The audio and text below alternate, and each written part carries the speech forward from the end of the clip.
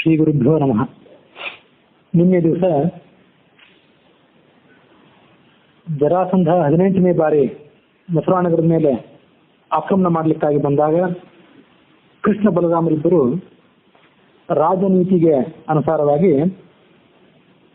ತಾವಿಬ್ಬರೇ ಮಥುರಾನಗರವನ್ನು ಬಿಟ್ಟು ದಕ್ಷಿಣ ಪ್ರದೇಶಕ್ಕೆ ಬಂದ ಕಥೆಯನ್ನು ನೋಡಿದ್ವಿ. ಅಲ್ಲಿ ಪರಶುರಾಮನನ್ನ ಭೇಟಿಯಾಗಿ ಆ ಪರಶುರಾಮನ ಸೂಚನೆಯಂತೆ ಗೋಮಂತಕ ಪರ್ವತವನ್ನ ಏರಿದ ಕಥೆ ವರ್ಣನೆಯಾಗಿತ್ತು.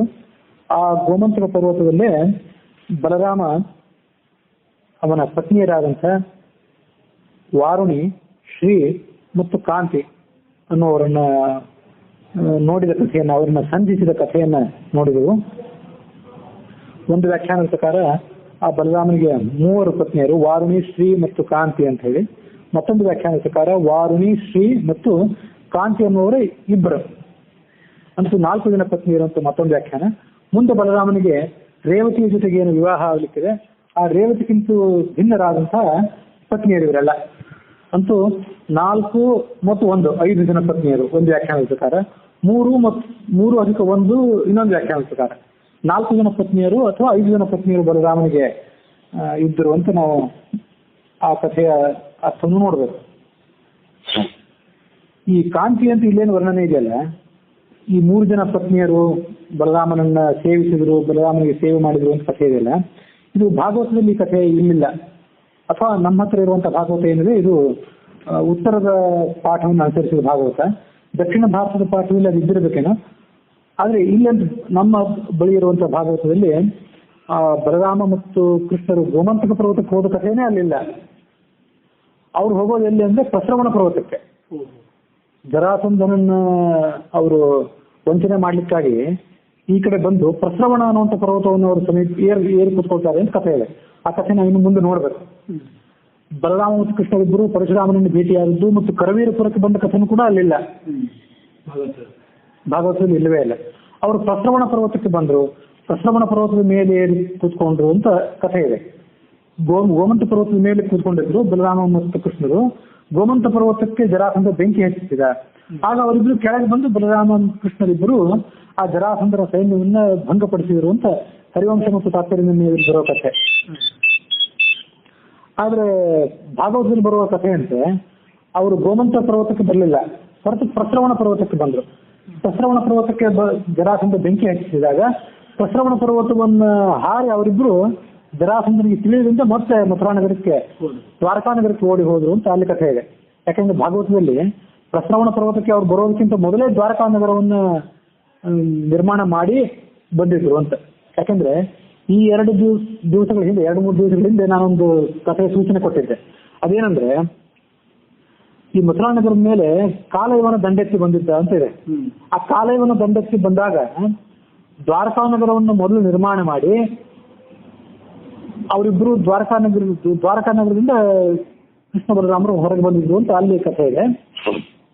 ಈಗ ಇಲ್ಲಿ ಹರಿವಂಶದ ಪ್ರಕಾರ ದ್ವಾರಕಾನಗರದ ನಿರ್ಮಾಣ ಇನ್ನೂ ಆಗಿಲ್ಲ, ಅದಿನ್ನೂ ಮುಂದೆ ಇದೆ.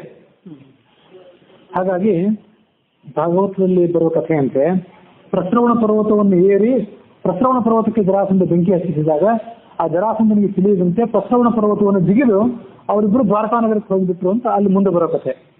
ಇಲ್ಲಿ ಗೋಮಂತಕ ಪರ್ವತದಲ್ಲಿ ಅವರಿದ್ದಾರೆ. ಈ ಗೋಮಂತಕ ಪರ್ವತಕ್ಕೆ ಜರಾಸಂಧ ಮುಂದೆ ಬೆಂಕಿ ಹಚ್ಚಿಸ್ತಾನೆ. ಬೆಂಕಿ ಹಚ್ಚಿಸಿದಾಗ ಅವರಿಬ್ರು ಪರ್ವತವನ್ನು ಹಾರಿ ಕೆಳಗೆ ಬಂದು ತಮ್ಮ ದಿವ್ಯಾಯುಧಗಳಿಂದ ಬಲರಾಮನ ಈ ಜರಾಸಂಧನ ಸೈನ್ಯವನ್ನ ಸದೆ ಬಡಿತಾರೆ ಅಂತ ಇಲ್ಲಿರೋ ಕಥೆ. ಅಂತೂ ಆ ಬಲರಾಮನ ಅವರಿಬ್ರು ಈ ಗೋಮಂತ ಪರ್ವತದ ಮೇಲಿದ್ದಾಗ ಆ 3 ಜನ ದೇವಿಯರು ಅಥವಾ 4 ಜನ ದೇವಿಯರು ಅವನನ್ನು ಸೇವಿಸಿದ ಕಥೆ ಇದೆಯಲ್ಲ, ಅಲ್ಲಿಲ್ಲ ಅದು ಭಾಗವತದಲ್ಲಿ. ಆದ್ರೆ ಕಾಂತಿ ಅನ್ನುವ ದೇವಿ ಬಲರಾಮನ ಸೇವಿಸಿದ ಕಥೆ ಮುಂದೊಂದು ಕಡೆ ಬರೋದಿದೆ. ಅದೆಲ್ಲಿ ಅಂದ್ರೆ ಬಲರಾಮ ಏಕಾಂಗಿಯಾಗಿ ಒಮ್ಮೆ ಕೃಷ್ಣನನ್ನು ಬಿಟ್ಟೆ ನಂದಗೋಕುಲ ವೃಂದಾವನಗಳಿಗೆ ಭೇಟಿ ಕೊಡ್ತಾನೆ ಅಂತ ಇದೆ. ಅಲ್ಲಿ ಅವನು ಈ ವಾರುಣಿ ಅನ್ನುವಂಥ ಮದ್ಯವನ್ನ ಸೇವನೆ ಮಾಡ್ತಾನೆ. ಅಲ್ಲಿ ಗೋಪಸ್ತ್ರೀಯರು ಅವನನ್ನು ಸೇವೆ ಮಾಡ್ತಾರೆ. ಅದೇ ಸಂದರ್ಭದಲ್ಲಿ ಕಾಂತಿ ಅನ್ನುವಂಥ ಅವನ ಪತ್ನಿ ವರ್ಣಲೋಕದಿಂದ ಅವಳು ಬಂದು ಅವನಿಗೆ ಸೇವೆ ಮಾಡಿದಳು. ಅವಳ ಕೈಯಿಂದ ಆತ ಸೇವೆಯನ್ನು ಸ್ವೀಕಾರ ಮಾಡಿದ ಅಂತ ಕಥೆ ಅಲ್ಲಿ ಒಂದು ಕಡೆ ಮುಂದೆ ಬರೋದಿಲ್ಲ, ಬಲರಾಮನ ಗೋಕುಲ ಯಾತ್ರಾ ಸಂದರ್ಭದಲ್ಲಿ. ಅಂತೂ ಕಾಂತಿ ಅನ್ನೋ ಆಕೆ ಒಬ್ಬಾಕೆ ಬಲರಾಮನ ಪತ್ನಿಯಾಗಿದ್ಲು ಅನ್ನೋದು ಭಾಗವತಕ್ಕೂ ಕೂಡ ಸಮ್ಮತ ಆಗಿರುವಂತಹ ವಿಚಾರ ಅಂತ ಅನಿಸ್ತದೆ. ಇಲ್ಲಿ ಬರುವಂತೆ ಈ 4 ಜನ ಅಥವಾ 3 ಜನ ಅವರ ಪತ್ನಿಯರು, ಈ ವಾರುಣಿ, ಕಾಂತಿ ಮತ್ತು ಶ್ರೀದೇವಿಯರು. ಹರಿವಂಶ ಹೇಳುವಂತೆ 3 ಜನ, ತಾತ್ಪರ್ಯ ನಿರ್ಣಯದ ಒಂದು ವ್ಯಾಖ್ಯಾನ ಹೇಳುವಂತೆ 4 ಜನ, ಮತ್ತೊಂದು ವ್ಯಾಖ್ಯಾನ ಹೇಳುವಂತೆ 3 ಜನ. ವಾರುಣಿ, ಶ್ರೀ ಮತ್ತು ಕಾಂತಿ ಇವರು ಬಲರಾಮನಿಗೆ ಹೇಳಿದರು. ಈ ಹರಿವಂಶದ ವಿಷ್ಣು ಪರ್ವದ 41ನೇ ಅಧ್ಯಾಯದ 17ನೇ ಶ್ಲೋಕದಿಂದ ನಾವು ಇವತ್ತಿನ ಕಥೆಯನ್ನು ನೋಡ್ತೀವಿ. ನಿನ್ನ ಪ್ರಾಣವಲ್ಲದೆ ನಿನ್ನ ಪ್ರೀತಿ ಪಾತ್ರರಾದಂತಹ ವಾರುಣಿ ಎಂಬ ಹೆಸರಿನ ನಾನು ಯಾವಾಗಲೂ ನಿನ್ನ ಸೇವೆಯಲ್ಲಿ ಉಪಸ್ಥಿತರಾಗಿರ್ತೇನೆ. ನೀನು ಶೇಷರೂಪದ ಅಂಶಾವತಾರಿಯಾಗಿದ್ದಿ. ಪಾತಾಳ ಲೋಕದಲ್ಲಿ ಶೇಷರೂಪದಲ್ಲಿ ನೀನು ಯಾವಾಗಲೂ ಕೂಡ ಇರ್ತಿ ಅಂತ ನಾನು ಭಾವಿಸ್ಕೊಂಡಿದ್ದೆ. ಆದರೆ ಈಗ ನೀನು ಆ ಭೂಮಂಡಲದಲ್ಲಿ ಅವತಾರ ಮಾಡಿದ್ದೆ, ಶೇಷರೂಪದಿಂದ ಅಂಶಾವತಾರ ಮಾಡಿದ್ದಿ. ಆ ಪಾತಾಳದಲ್ಲಿ ನಿನ್ನ ರೂಪ ಇಲ್ಲವೇ ಇಲ್ಲ. ನಾನು ಅಲ್ಲಿ ಹೋಗಿ ನಿನ್ನನ್ನು ಅನ್ವೇಷಣೆ ಮಾಡಿದೆ, ನೀನು ಪಾತಾಳ ಲೋಕದಲ್ಲಿ ನನಗೆ ಕಾಣಲಿಲ್ಲ. ಆಗ ನಾನೇನು ಮಾಡ್ಬೇಕಾಯ್ತು ಅಂದ್ರೆ ಭೂಲೋಕದಲ್ಲಿ ಎಲ್ಲ ಕಡೆ ಸಂಚಾರ ಮಾಡ್ಬೇಕಾಯ್ತು, ನೀನು ಎಲ್ಲಿದ್ದಿ ಅಂತ ಹುಡುಕ್ಲಿಕ್ಕಾಗಿ. ನಾನು ಎಲ್ಲೆಲ್ಲಿ ವಾಸ ಮಾಡಿದೆ ನಿನ್ನನ್ನು ಹುಡುಕುವಾಗ, ಅನೇಕ ಗುಪ್ತ ರೂಪಗಳಿಂದ ನಾನು ಈ ಭೂಲೋಕದಲ್ಲೆಲ್ಲ ವಾಸ ಮಾಡಿದ್ದೆ. ಎಲ್ಲಿ ಅಂದ್ರೆ ಹೂವಿನ ಕೇಸರಗಳಂತಿರ್ತಾವಲ್ಲ, ಪರಾಗಗಳು ಅಂತೇಳಿ, ಅಲ್ಲಿ ಕೆಲವು ಕಾಲ ವಾಸ ಮಾಡಿದ್ದೆ. ಆಮೇಲೆ ವಾಸಂತಿ ಲತಾ ಅಂತ ಆ ಒಂದು ಲತೆಯಲ್ಲಿ ವಾಸ ಮಾಡಿದ್ದೆ. ಮತ್ತು ನನ್ನ ಮೂಲ ರೂಪವನ್ನು ಮರೆಸಿಕೊಂಡು ಕದಂಬ ವೃಕ್ಷದ ಪೊಟರೆಯಲ್ಲಿ, ಈಚಲ ವೃಕ್ಷದ ಪೊಟರೆಯಲ್ಲಿ ಕೂಡ ನಾನು ವಾಸ ಮಾಡಿದ್ದೆ. ಆದರೆ ಆ ಎಲ್ಲ ಸ್ಥಳಗಳಿಗಿಂತ ನಿನ್ನ ಮುಖದಲ್ಲಿ ವಾಸ ಮಾಡೋದೇ ನನಗೆ ಹೆಚ್ಚು ಪ್ರಿಯ, ನನ್ನನ್ನು ಸೇವನೆ ಮಾಡು ಅಂತ ಅವ್ರು ಕೇಳ್ಕೊಂಡ್ರು. ಆ ವಾರುಣಿಯನ್ನು ಮಧ್ಯವೂ ಮತ್ತು ಅದಕ್ಕೆ ಅಭಿಮಾನಿಯಾದ ದೇವತೆಯು ಇಬ್ರು ಒಬ್ಬರೇ. ಆ ಮಧ್ಯಕ್ಕೆ ಅಭಿಮಾನಿಯ ದೇವತೆ ಆದ್ರಿಂದ ನನ್ನನ್ನು ಸೇವನೆ ಮಾಡು, ನನ್ನನ್ನು ಕುಡಿ ಅಂತ ಅವ್ರು ಕೇಳ್ಕೊಂಡ್ಲಷ್ಟೇ. ಅಮೃತ ಮಥನ ಕಾಲದಲ್ಲಿ ನನ್ನ ತಂದೆಯಾದಂತಹ ವರುಣ ನಿನ್ನ ಬಳಿಗೆ ನನ್ನನ್ನು ಕಳಿಸಿಕೊಟ್ಟ. ಆಮೇಲೆ ನಾನು ಮುಂದೆ ಸಮುದ್ರದಲ್ಲಿ ನಿನ್ನ ಸೇವೆಯಲ್ಲಿ ನಿರತಳಾಗಿದ್ದೆ. ಈಗ ನಿನ್ನ ಸೇವೆ ಮಾಡಲಿಕ್ಕೆ ನಾನು ಮತ್ತೆ ಬಂದಿದ್ದೇನೆ, ನನ್ನ ಸೇವೆಯನ್ನು ಸ್ವೀಕರಿಸು.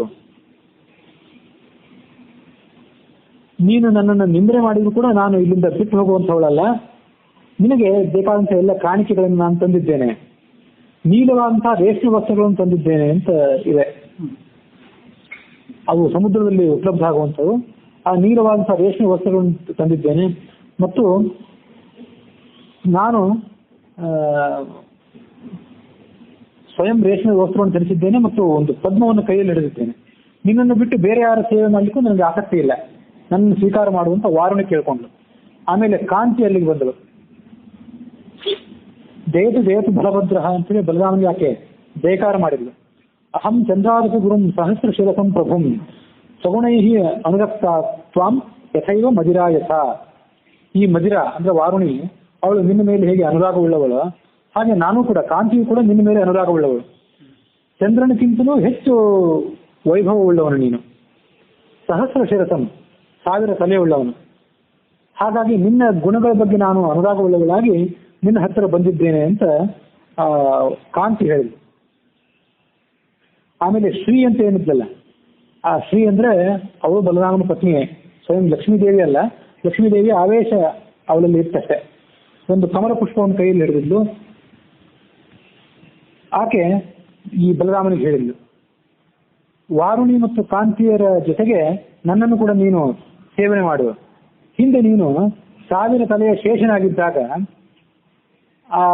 ಯಾವ ಕಿರೀಟವನ್ನು ತಲೆಯ ಮೇಲೆ ಧರಿಸಿದ್ದೆಲ್ಲ, ಆ ದಿವ್ಯವಾದಂಥ ಕಿರೀಟವನ್ನೇ ನಾನು ಸಮುದ್ರದಿಂದ ಇಲ್ಲಿ ತನಕ ತಂದಿದ್ದೇನೆ, ಅದನ್ನು ಸ್ವೀಕಾರ ಮಾಡು ಅಂತ ಕೇಳ್ಕೊಂಡ್ಲವಳು. ವಜ್ರ ಖಚಿತವಾದಂತಹ ಸುವರ್ಣ ಮಯವಾದಂತಹ ಒಂದು ಕಮಂಡಲು ಇದೆ, ಕುಂಡಲ, ಆ ಕುಂಡಲವನ್ನು ತಂದಿದ್ದೇನೆ. ಈ ಕುಂಡಲಕ್ಕೆ ಆದಿಪದ್ಮ, ಪದ್ಮಾಕ್ಷ ಅಂತ ಹೆಸರಿದೆ. ಸಮುದ್ರದಲ್ಲಿ ಮಾತ್ರ ಸಿಗುವಂತಹ ರೇಷ್ಮೆಯ ನೀಲ ವಸ್ತ್ರಗಳನ್ನು ತಂದಿದ್ದೇನೆ, ದಿವ್ಯವಾದಂತಹ ಹಾರವನ್ನು ತಂದಿದ್ದೇನೆ. ಇವೆಲ್ಲವೂ ನೀನು ನಿನ್ನ ಮೂಲ ರೂಪವಾದಂತಹ ಶೇಷ ರೂಪದಲ್ಲಿ ಧಾರಣೆ ಮಾಡುವಂತಹ ಆಭರಣಗಳು. ಇವನ್ನೆಲ್ಲವನ್ನೂ ನೀನು ತೊಟ್ಟುಕೋ ಅಂತ ಅವಳು ಹೇಳಿದ್ರು. ತೊಟ್ಕೊಂಡು ನೀನು ಈ ಆಭರಣಗಳಿಗೆ ಶೋಭೆಯನ್ನು ಕೊಡು. ಆಭರಣಗಳಿಂದಾಗಿ ನೀನು ಶೋಭಾವಂತನಾಗಬೇಕಾಗಿಲ್ಲ, ನೀನು ಅವುಗಳನ್ನು ತೊಟ್ಕೊಂಡು ಆಭರಣಕ್ಕೆ ಶೋಭೆಗಳನ್ನು ಕೊಡು ಅಂತ ಕೇಳ್ಕೊಂಡ್ಳು. ಈ ಬಲರಾಮ ಅವರೆಲ್ಲರೂ ತಂದಿರ್ತಕ್ಕಂಥ ಆಭರಣಗಳನ್ನ, ಕಾಣಿಕೆಗಳನ್ನೆಲ್ಲ ಸ್ವೀಕಾರ ಮಾಡಿ ಚಂದ್ರನಂತೆ ಆತ ಕಂಗೊಳಿಸಲಿಕ್ಕೆ ಪ್ರಾರಂಭ ಮಾಡಿದ. ಆ ಗೋಮಂತಕ ಪರ್ವತದಲ್ಲಿ ಆತ ಅವರ ಸೇವೆಯನ್ನು ಸ್ವೀಕಾರ ಮಾಡ್ತಾ ಸಂತೋಷದಿಂದ ವಿಹಾರ ಮಾಡಿದ. ಕೃಷ್ಣ ಬಲರಾಮರಿಬ್ಬರು ಗೋಮಂತ ಶಿಖರದಲ್ಲಿ ಕೂತ್ಕೊಂಡು ಮಾತಾಡ್ತಾ ಇದ್ದಾಗ ಆ ಸಂದರ್ಭದಲ್ಲಿ ಅಲ್ಲಿಗೆ ಗರುಡ ಬಂದ. ಭಗವಂತನ ವಾಹನವಾದಂಥ ಗರುಡ ಅಲ್ಲಿಗೆ ಧಾವಿಸಿ ಬಂದ.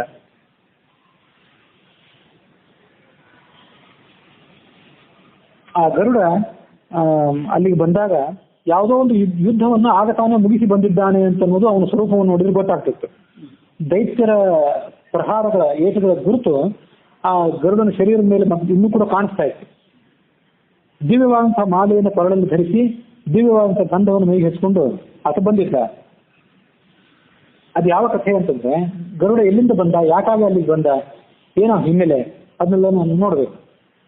ಈ ಕ್ಷೀರ ಸಮುದ್ರ ಇದೆಯಲ್ಲ, ವರುಣನ ನಿವಾಸವಾದಂತಹ ಕ್ಷೀರ ಸಮುದ್ರ, ಅಲ್ಲಿ ಭಗವಂತ ಒಮ್ಮೆ ದಿವ್ಯವಾದಂಥ ಹಾಸಿಗೆ ಮೇಲೆ ಮಲ್ಕೊಂಡಿದ್ದ. ಹಾಸಿಗೆ ಮೇಲೆ ಮಲ್ಕೊಂಡಾಗ ಆ ವಿರೋಚನನ ಮಗನಾದಂಥ ದೈತ್ಯ ಚಕ್ರವರ್ತಿ ಆದಂತಹ ಬಲಿ ಅದನ್ನ ಅಪಹಾರ ಮಾಡಿದ್ದ, ಆ ಭಗವಂತನ ಕಿರೀಟವನ್ನು. ಬಲಿಗೆ ಅಲ್ಲಿ ಹೇಗೆ ಬರ್ಲಿಕ್ಕೆ ಸಾಧ್ಯ ಆಯಿತು ಕ್ಷೀರ ಸಮುದ್ರಕ್ಕೆ, ಅದು ವೈಕುಂಠಕ್ಕೆ ಅಂತಂದ್ರೆ, ಅಲ್ಲಿ ಹಿಂದೊಂದು ನಾನು ಹೇಳಿದ್ದೆ, ಆ ವೈಕುಂಠದಲ್ಲಿ 2 ಭಾಗಗಳಿವೆ ಅಂತೇಳಿ. ಕ್ಷೀರ ಸಮುದ್ರದಲ್ಲಿ 2 ಭಾಗ, ಮುಕ್ತ ಭಾಗ ಒಂದು, ಅಮುಕ್ತ ಭಾಗ ಒಂದು. ಮುಕ್ತ ಭಾಗಕ್ಕೆ ಕೇವಲ ಮುಕ್ತರಾದವರು ಮಾತ್ರ ಪ್ರವೇಶ ಮಾಡುವಂತಹ ಜಾಗ. ಅಮುಕ್ತ ಭಾಗ ಏನಿದೆ ಅಲ್ಲಿ ಈ ದೇವತೆಗಳು ಮತ್ತು ಭಗವಂತನ ದೊಡ್ಡ ದೊಡ್ಡ ಭಕ್ತರೆಲ್ಲರೂ ಮೇಲೆ ಮೇಲೆ ಬಂದು ಭಗವಂತನನ್ನ ಭೇಟಿ ಮಾಡಿ ಹೋಗ್ತಂತ ಜಾಗ. ಆ ಅಮುಕ್ತ ಜಾಗಕ್ಕೆ ಈ ಭಗವಂತ ಒಂದ್ಸರಿ ಬಂದಿದ್ದ. ಅಲ್ಲಿ ಒಂದು ಅವನಿಗೆ ಶಯನ ಶೇಷ ಇತ್ಯಾದಿವೆಲ್ಲ ಇದೆ. ಮುಕ್ತ ಜಾಗದಲ್ಲಿ ಹೇಗೆ ಅವನ ವೈಭವ ಇದೆಯೋ ಹಾಗೆ ಅಮುಕ್ತ ಸ್ಥಳದಲ್ಲಿ ಕೂಡ ಭಗವಂತನ ವೈಭವಕ್ಕೆ ಅನುಕೂಲವಾದಂಥ ಎಲ್ಲ ಸಲಕರಣೆಗಳು ಇವೆ. ಅಲ್ಲಿ ಬಂದಿದ್ದ ಅಮುಕ್ತರಾದಂತಹ ದೇವತೆಗಳ ಕಡೆಯಿಂದ ಸೇವೆಯನ್ನು ಕೈಗೊಳ್ಳಲಿಕ್ಕಾಗಿ ಸರ್ವೇಶ್ವರನ ಕಾಲಕ್ಕೆ ಅಲ್ಲೇ ಬಲಿಯೂ ಕೂಡ ಬಂದ. ತದಾ ದುಗ್ಧಾಬ್ಧವು ಸಂಸ್ಕೃತಿಸ್ಥೈ ಸುರಾಜ್ಞೈ, ಇನ್ನೂ ಸಂಸಾರದಲ್ಲಿರುವಂತಹ ದೇವತೆಗಳ ಸೇವೆಯನ್ನು ಕೈಗೊಳ್ಳಲಿಕ್ಕಾಗಿ ಅಲ್ಲಿ ಭಗವಂತ ಬಂದ ಅಂತಿದೆ. ಬಲಿಯೂ ಕೂಡ ಅಲ್ಲಿಗೆ ಬಂದ. ಆ ಕಿರೀಟವನ್ನ ಬಲಿ ಕದ್ನಲ್ಲ, ಅದು ಕದ್ದದ್ದು ವಿಷ್ಣುವಿಗೆ ಗೊತ್ತಾಯ್ತು ಮತ್ತು ಸುತ್ತಮುತ್ತಲಿದ್ದಂಥ ದೇವತೆಗಳಿಗೂ ಗೊತ್ತಾಯ್ತು. ಕದ್ದದ್ದು ಈ ಬಲಿ, ಇವರು ನಾನು ಕದ್ದಂಥ ವಿಷಯವನ್ನ, ಭಗವಂತನ ಕಿರೀಟವನ್ನೇನು ಕದಿತಾ ಇದ್ದೇನಲ್ಲ, ಇದು ಯಾರಿಗೂ ಗೊತ್ತಾಗಿಲ್ಲ ಅಂತ ಅನ್ಕೊಂಡ ಬಲಿ. ಅವನ ಅಜ್ಞಾನವನ್ನು ನೋಡಿ ಇವರೆಲ್ಲ ನಕ್ಕು ಬಿಟ್ರು. ಬಲಿಗೆ ಅಸುರನ ಆವೇಶ ಇದೆ, ರಾಕ್ಷಸನ ಆವೇಶ ಇದೆ ಅಂತ ತೋರಿಸುವುದಕ್ಕಾಗಿ ಕೃಷ್ಣ ಅಂದ್ರೆ ವಿಷ್ಣು ತಾನು ನಿದ್ದೆ ಇಲ್ಲದೆ ಇದ್ದವನಾದ್ರೂ ಕೂಡ ನಿದ್ದೆ ಬಂದಂತೆ ನಟಿಸಿದ. ದೇವತೆಗಳ ಕಡೆ ಹೀಗೊಂದ್ಸರಿ ಮುಖ ನೋಡಿದ, ದೇವತೆಗಳ ಕಡೆ ಮುಖ ನೋಡಿ ಸನ್ನೆ ಮಾಡಿದ, ಎಲ್ಲರೂ ಸುಮ್ಮನೆ ಇರ್ರಿ, ಸುಮ್ಮನೆ ಇದ್ದು ಏನ್ ನಾಟಕ ನಟಿಸಿದ ನೋಡಿ, ಅವನು ಕಿರೀಟವನ್ನು ಕದ್ಕೊಂಡು ಹೋಗ್ತಾನೆ, ನಿಮ್ಗೆ ಯಾರಿಗೂ ಗೊತ್ತಾಗಿಲ್ಲ ಅನ್ನುವಂತೆ ನೀವು ನಟಿಸಿರಿ, ನಾನು ಹಾಗೆ ನಟಿಸ್ತೇನೆ. ಒಂದು ಸನ್ನೆಗಾಗಿ ಅವ್ರ ಮುಖ ನೋಡಿದ್ರೆ ಮಲ್ಕೊಂಡ್ಬಿಟ್ಟ. ಸಂಜ್ಞಾಯೈ ದೇವಾನಾಂ ಮುಖಂ ಈಕ್ಷೆ ಆಪ್ತಮೇಯ ಒಂದು ಸನ್ನೆ ಮಾಡಿದೆ, ಸೂಚನೆ ಮಾಡಿದೆ ಅಷ್ಟೇ. ಅವರು ಏನ್ ಮಾಡಿದ್ರು ಅಂದ್ರೆ, ಆ ದೇವತೆಗಳು ಕೂಡ ಮಲ್ಕೊಂಡ್ಬಿಟ್ರು ದಣಿದವರಂತೆ. ಹರಿಯ ಎಲ್ಲರೂ ಕಣ್ಣು ಮುಚ್ಚಿ ಹಾಸಿಗೆ ಮಲ್ಕೊಂಡ್ಬಿಟ್ರು. ದೇವತೆಗಳು ಮಲ್ಕೊಂಡಿದ್ದಾರೆ, ಕೃಷ್ಣನು ಮಲ್ಕೊಂಡಿದ್ದಾನೆ ಅಂತ ತಿಳ್ಕೊಂಡ್ರೆ ಈ ಬಲಿ ತಿಳ್ಕೊಂಡ. ಹೀಗೆ ಮಲ್ಕೊಂಡಿದ್ದನ್ನು ನೋಡಿ ಆ ಬಲಿ ಚಕ್ರವರ್ತಿ ಭಗವಂತನ ಕಿರೀಟವನ್ನು ಅಪಹಾರ ಮಾಡಿದ. ಎಲ್ಲ ದೇವತೆಗಳು ಕೂಡ ನಕ್ಕು ಬಿಟ್ರು. ಹೀಗೆ ಹರಿಯು ಸಕಲ ಬ್ರಹ್ಮಾದಿ ದೇವತೆಗಳು ಎಲ್ಲರೂ ಕೂಡ ನಗತಾ ಇದ್ದಾಗ ಆ ಗರುಡ ಮಾತ್ರ ಬರೇ ನಕ್ಕು ಸುಮ್ಮನೆ ಆಗಲಿಲ್ಲ. ಆ ಬಲಿಯನ್ನು ಸದೆ ಬಡಿದು ಕಿರೀಟವನ್ನು ತಗೊಂಡು ಬರ್ತೇನೆ ಅಂತ ಹೋಗ್ಬಿಟ್ಟ ಪಾತಾಳಕ್ಕೆ. ಸಮುದ್ರದ ಮಧ್ಯದಲ್ಲಿದ್ದಂತಹ ದೈತ್ಯರ ಸೈನ್ಯ ಜೊತೆಗೆ ಘೋರವಾದಂತಹ ಯುದ್ಧವನ್ನು ಮಾಡಿದ ಬಲಿ. ಘೋರವಾದಂತಹ ಯುದ್ಧವನ್ನು ಮಾಡಿ ದೈತ್ಯರನ್ನ ಪರಾಜಯಗೊಳಿಸಿ ಆ ಕಿರೀಟವನ್ನು ದೈತ್ಯರ ಕೈಯಿಂದ, ಬಲಿಚಕ್ರವರ್ತಿ ಕೈಯಿಂದ ಬಿಡಿಸಿಕೊಂಡು ಆತ ದೇವತೆಗಳ ನಿವಾಸವಾದಂತಹ ಭಗವಂತನ ಲೋಕಕ್ಕೆ ಆತ ಹಾರಿ ಹೊರಟಿದ್ದ. ಹಾರಿ ಹೊರಟಾಗ ನಡುವವನಿಗೆ ಈ ಗೋಮಂತಕ ಪರ್ವತ ಕಾಣಿಸ್ತು. ಅದೇ ದಾರಿಯಿಂದ ಹೊರಟಿದ್ದ, ಅಲ್ಲಿ ಅವನಿಗೆ ಗೋಮಂತಕ ಪರ್ವತ ಕಾಣಿಸ್ತು. ಗೋಮಂತಕ ಪರ್ವತ ಸುತ್ತ ತುದಿಯ ಮೇಲೆ ಬಲರಾಮಕೃಷ್ಣ ಇಬ್ರು ಕೂತ್ಕೊಂಡ ಸಂದರ್ಭ ಕೂಡ ಅವನಿಗೆ ಕಾಣಿಸ್ತು.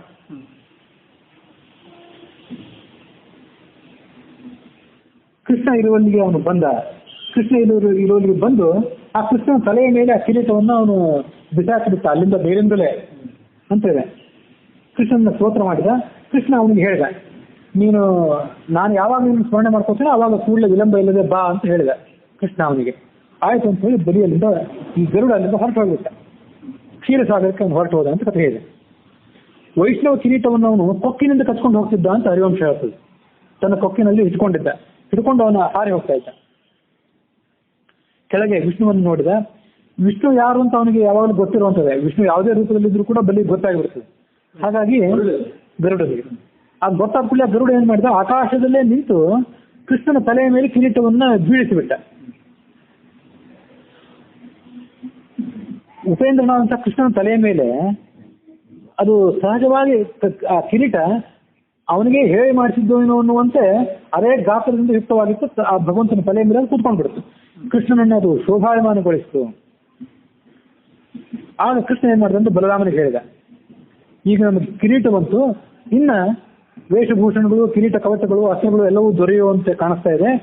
ದೇವತೆಗಳು ತಮ್ಮ ಭೂಭಾರ ಹರಣ ಕಾರ್ಯಕ್ಕೆ ಅವಸರ ಚಿತ್ತರಾಗಿರುವಂತೆ ಕಾಣಿಸ್ತಾ ಇದೆ. ಹಿಂದೆ ನಾನು ಕ್ಷೀರಸಾಗರದಲ್ಲಿ ಮಲಗಿದ್ದೆ. ಆವಾಗ ವಿರೋಚನ ಮಗನಾದಂತಹ ಬಲಿ ಇಂದ್ರನ ರೂಪವನ್ನು ತಾಳಿ ಬಂದಿದ್ದ ಅಲ್ಲಿ ಅಂತ ಇದೆ. ನಾನು ಒಂದು ಹೇಳೋದನ್ನು ಮರ್ತೇನೆ. ಬಲಿಯೂ ಕೂಡ ಅಲ್ಲಿ ಬಂದ ಅಂತಿದೆ. ಬಲಿ ಯಾವ ರೂಪದಿಂದ ಬಂದ ಅಂತ ಇಲ್ಲಿ ತಾತ್ಪರ್ಯದ ನಿರ್ಣಯದಲ್ಲಿ ಮಾಹಿತಿ ಕಾಣಲಿಲ್ಲ. ಆದ್ರೆ ಇಂದ್ರನ ರೂಪದಿಂದ ಅವನು ಅಲ್ಲಿಗೆ ಬಂದ. ರಾಕ್ಷಸನ ರೂಪದಿಂದ ಬಂದು ಬಿಟ್ಟಿದ್ರೆ ಇದ್ಯಾಕೆ ಬಂದ ಇವನು ಇಲ್ಲಿಗೆ ಅಂತ ಓದೋರೆಲ್ಲ ಅನ್ಕೋತಿದ್ರು. ಆದ್ರೆ ಇಂದ್ರನ ರೂಪವನ್ನೇ ತಾಳಿ ಅವನು ಅಲ್ಲಿಗೆ ಬಂದ. ನಾನು ಸರ್ಪದ ಶೈಯ ಮೇಲೆ, ಶೇಷಶಯನದ ಮೇಲೆ ಅಲ್ಲೇನು ಮಲ್ಕೊಂಡಿದ್ನಲ್ಲ, ಅವನು ಇಲ್ಲಿ ಬಂದ. ಹೇಗೆ ಬಂದ? ಕಿರೀಟವನ್ನು ಅಪಹಾರ ಮಾಡಿದ ಅನ್ನೋ ಕಥೆಗೆ ಈ ತಾತ್ಪರ್ಯ ನಿರ್ಣಯದಲ್ಲಿ ಮತ್ತು ಹರಿವಂಶದಲ್ಲಿ ಸ್ವಲ್ಪ ವ್ಯತ್ಯಾಸ ಇದೆ. ಈಗ ನಾವು ತಾತ್ಪರ್ಯ ನಿರ್ಣಯದಲ್ಲಿ ಬಂದಂತ ಕಥೆಯನ್ನು ನೋಡಿದ್ವಿ. ಅವನು ಅಲ್ಲೇ ಆ ಶೇಷಶಯನದ ಮೇಲೆ ನಾನು ಮಲಗಿದ್ದಾಗ, ದೇವತೆಗಳು ಮಲಗಿದ್ದಾಗ ಭಗವಂತರ ಕಿರೀಟವನ್ನು ಅಪಹಾರ ಮಾಡ್ಕೊಂಡು ಹೋದ ಅಂತ ನಾವು ತಾತ್ಪರ್ಯ ನಿರ್ಣಯದ ಕಥೆ ನೋಡಿದ್ವಿ. ಹರಿವಂಶದಲ್ಲಿ ಏನಿದೆ ಅಂತಂದ್ರೆ, ಕ್ಷೀರಸಾಗರದಲ್ಲಿ ಮಲಗಿದ್ದಾಗ ವಿರೋಚನ ಮಗನಾದಂಥ ಬಲಿಯು ಇಂದ್ರನ ರೂಪವನ್ನು ತಾಳಿ ಅಲ್ಲಿಗೆ ಬಂದಿದ್ದ.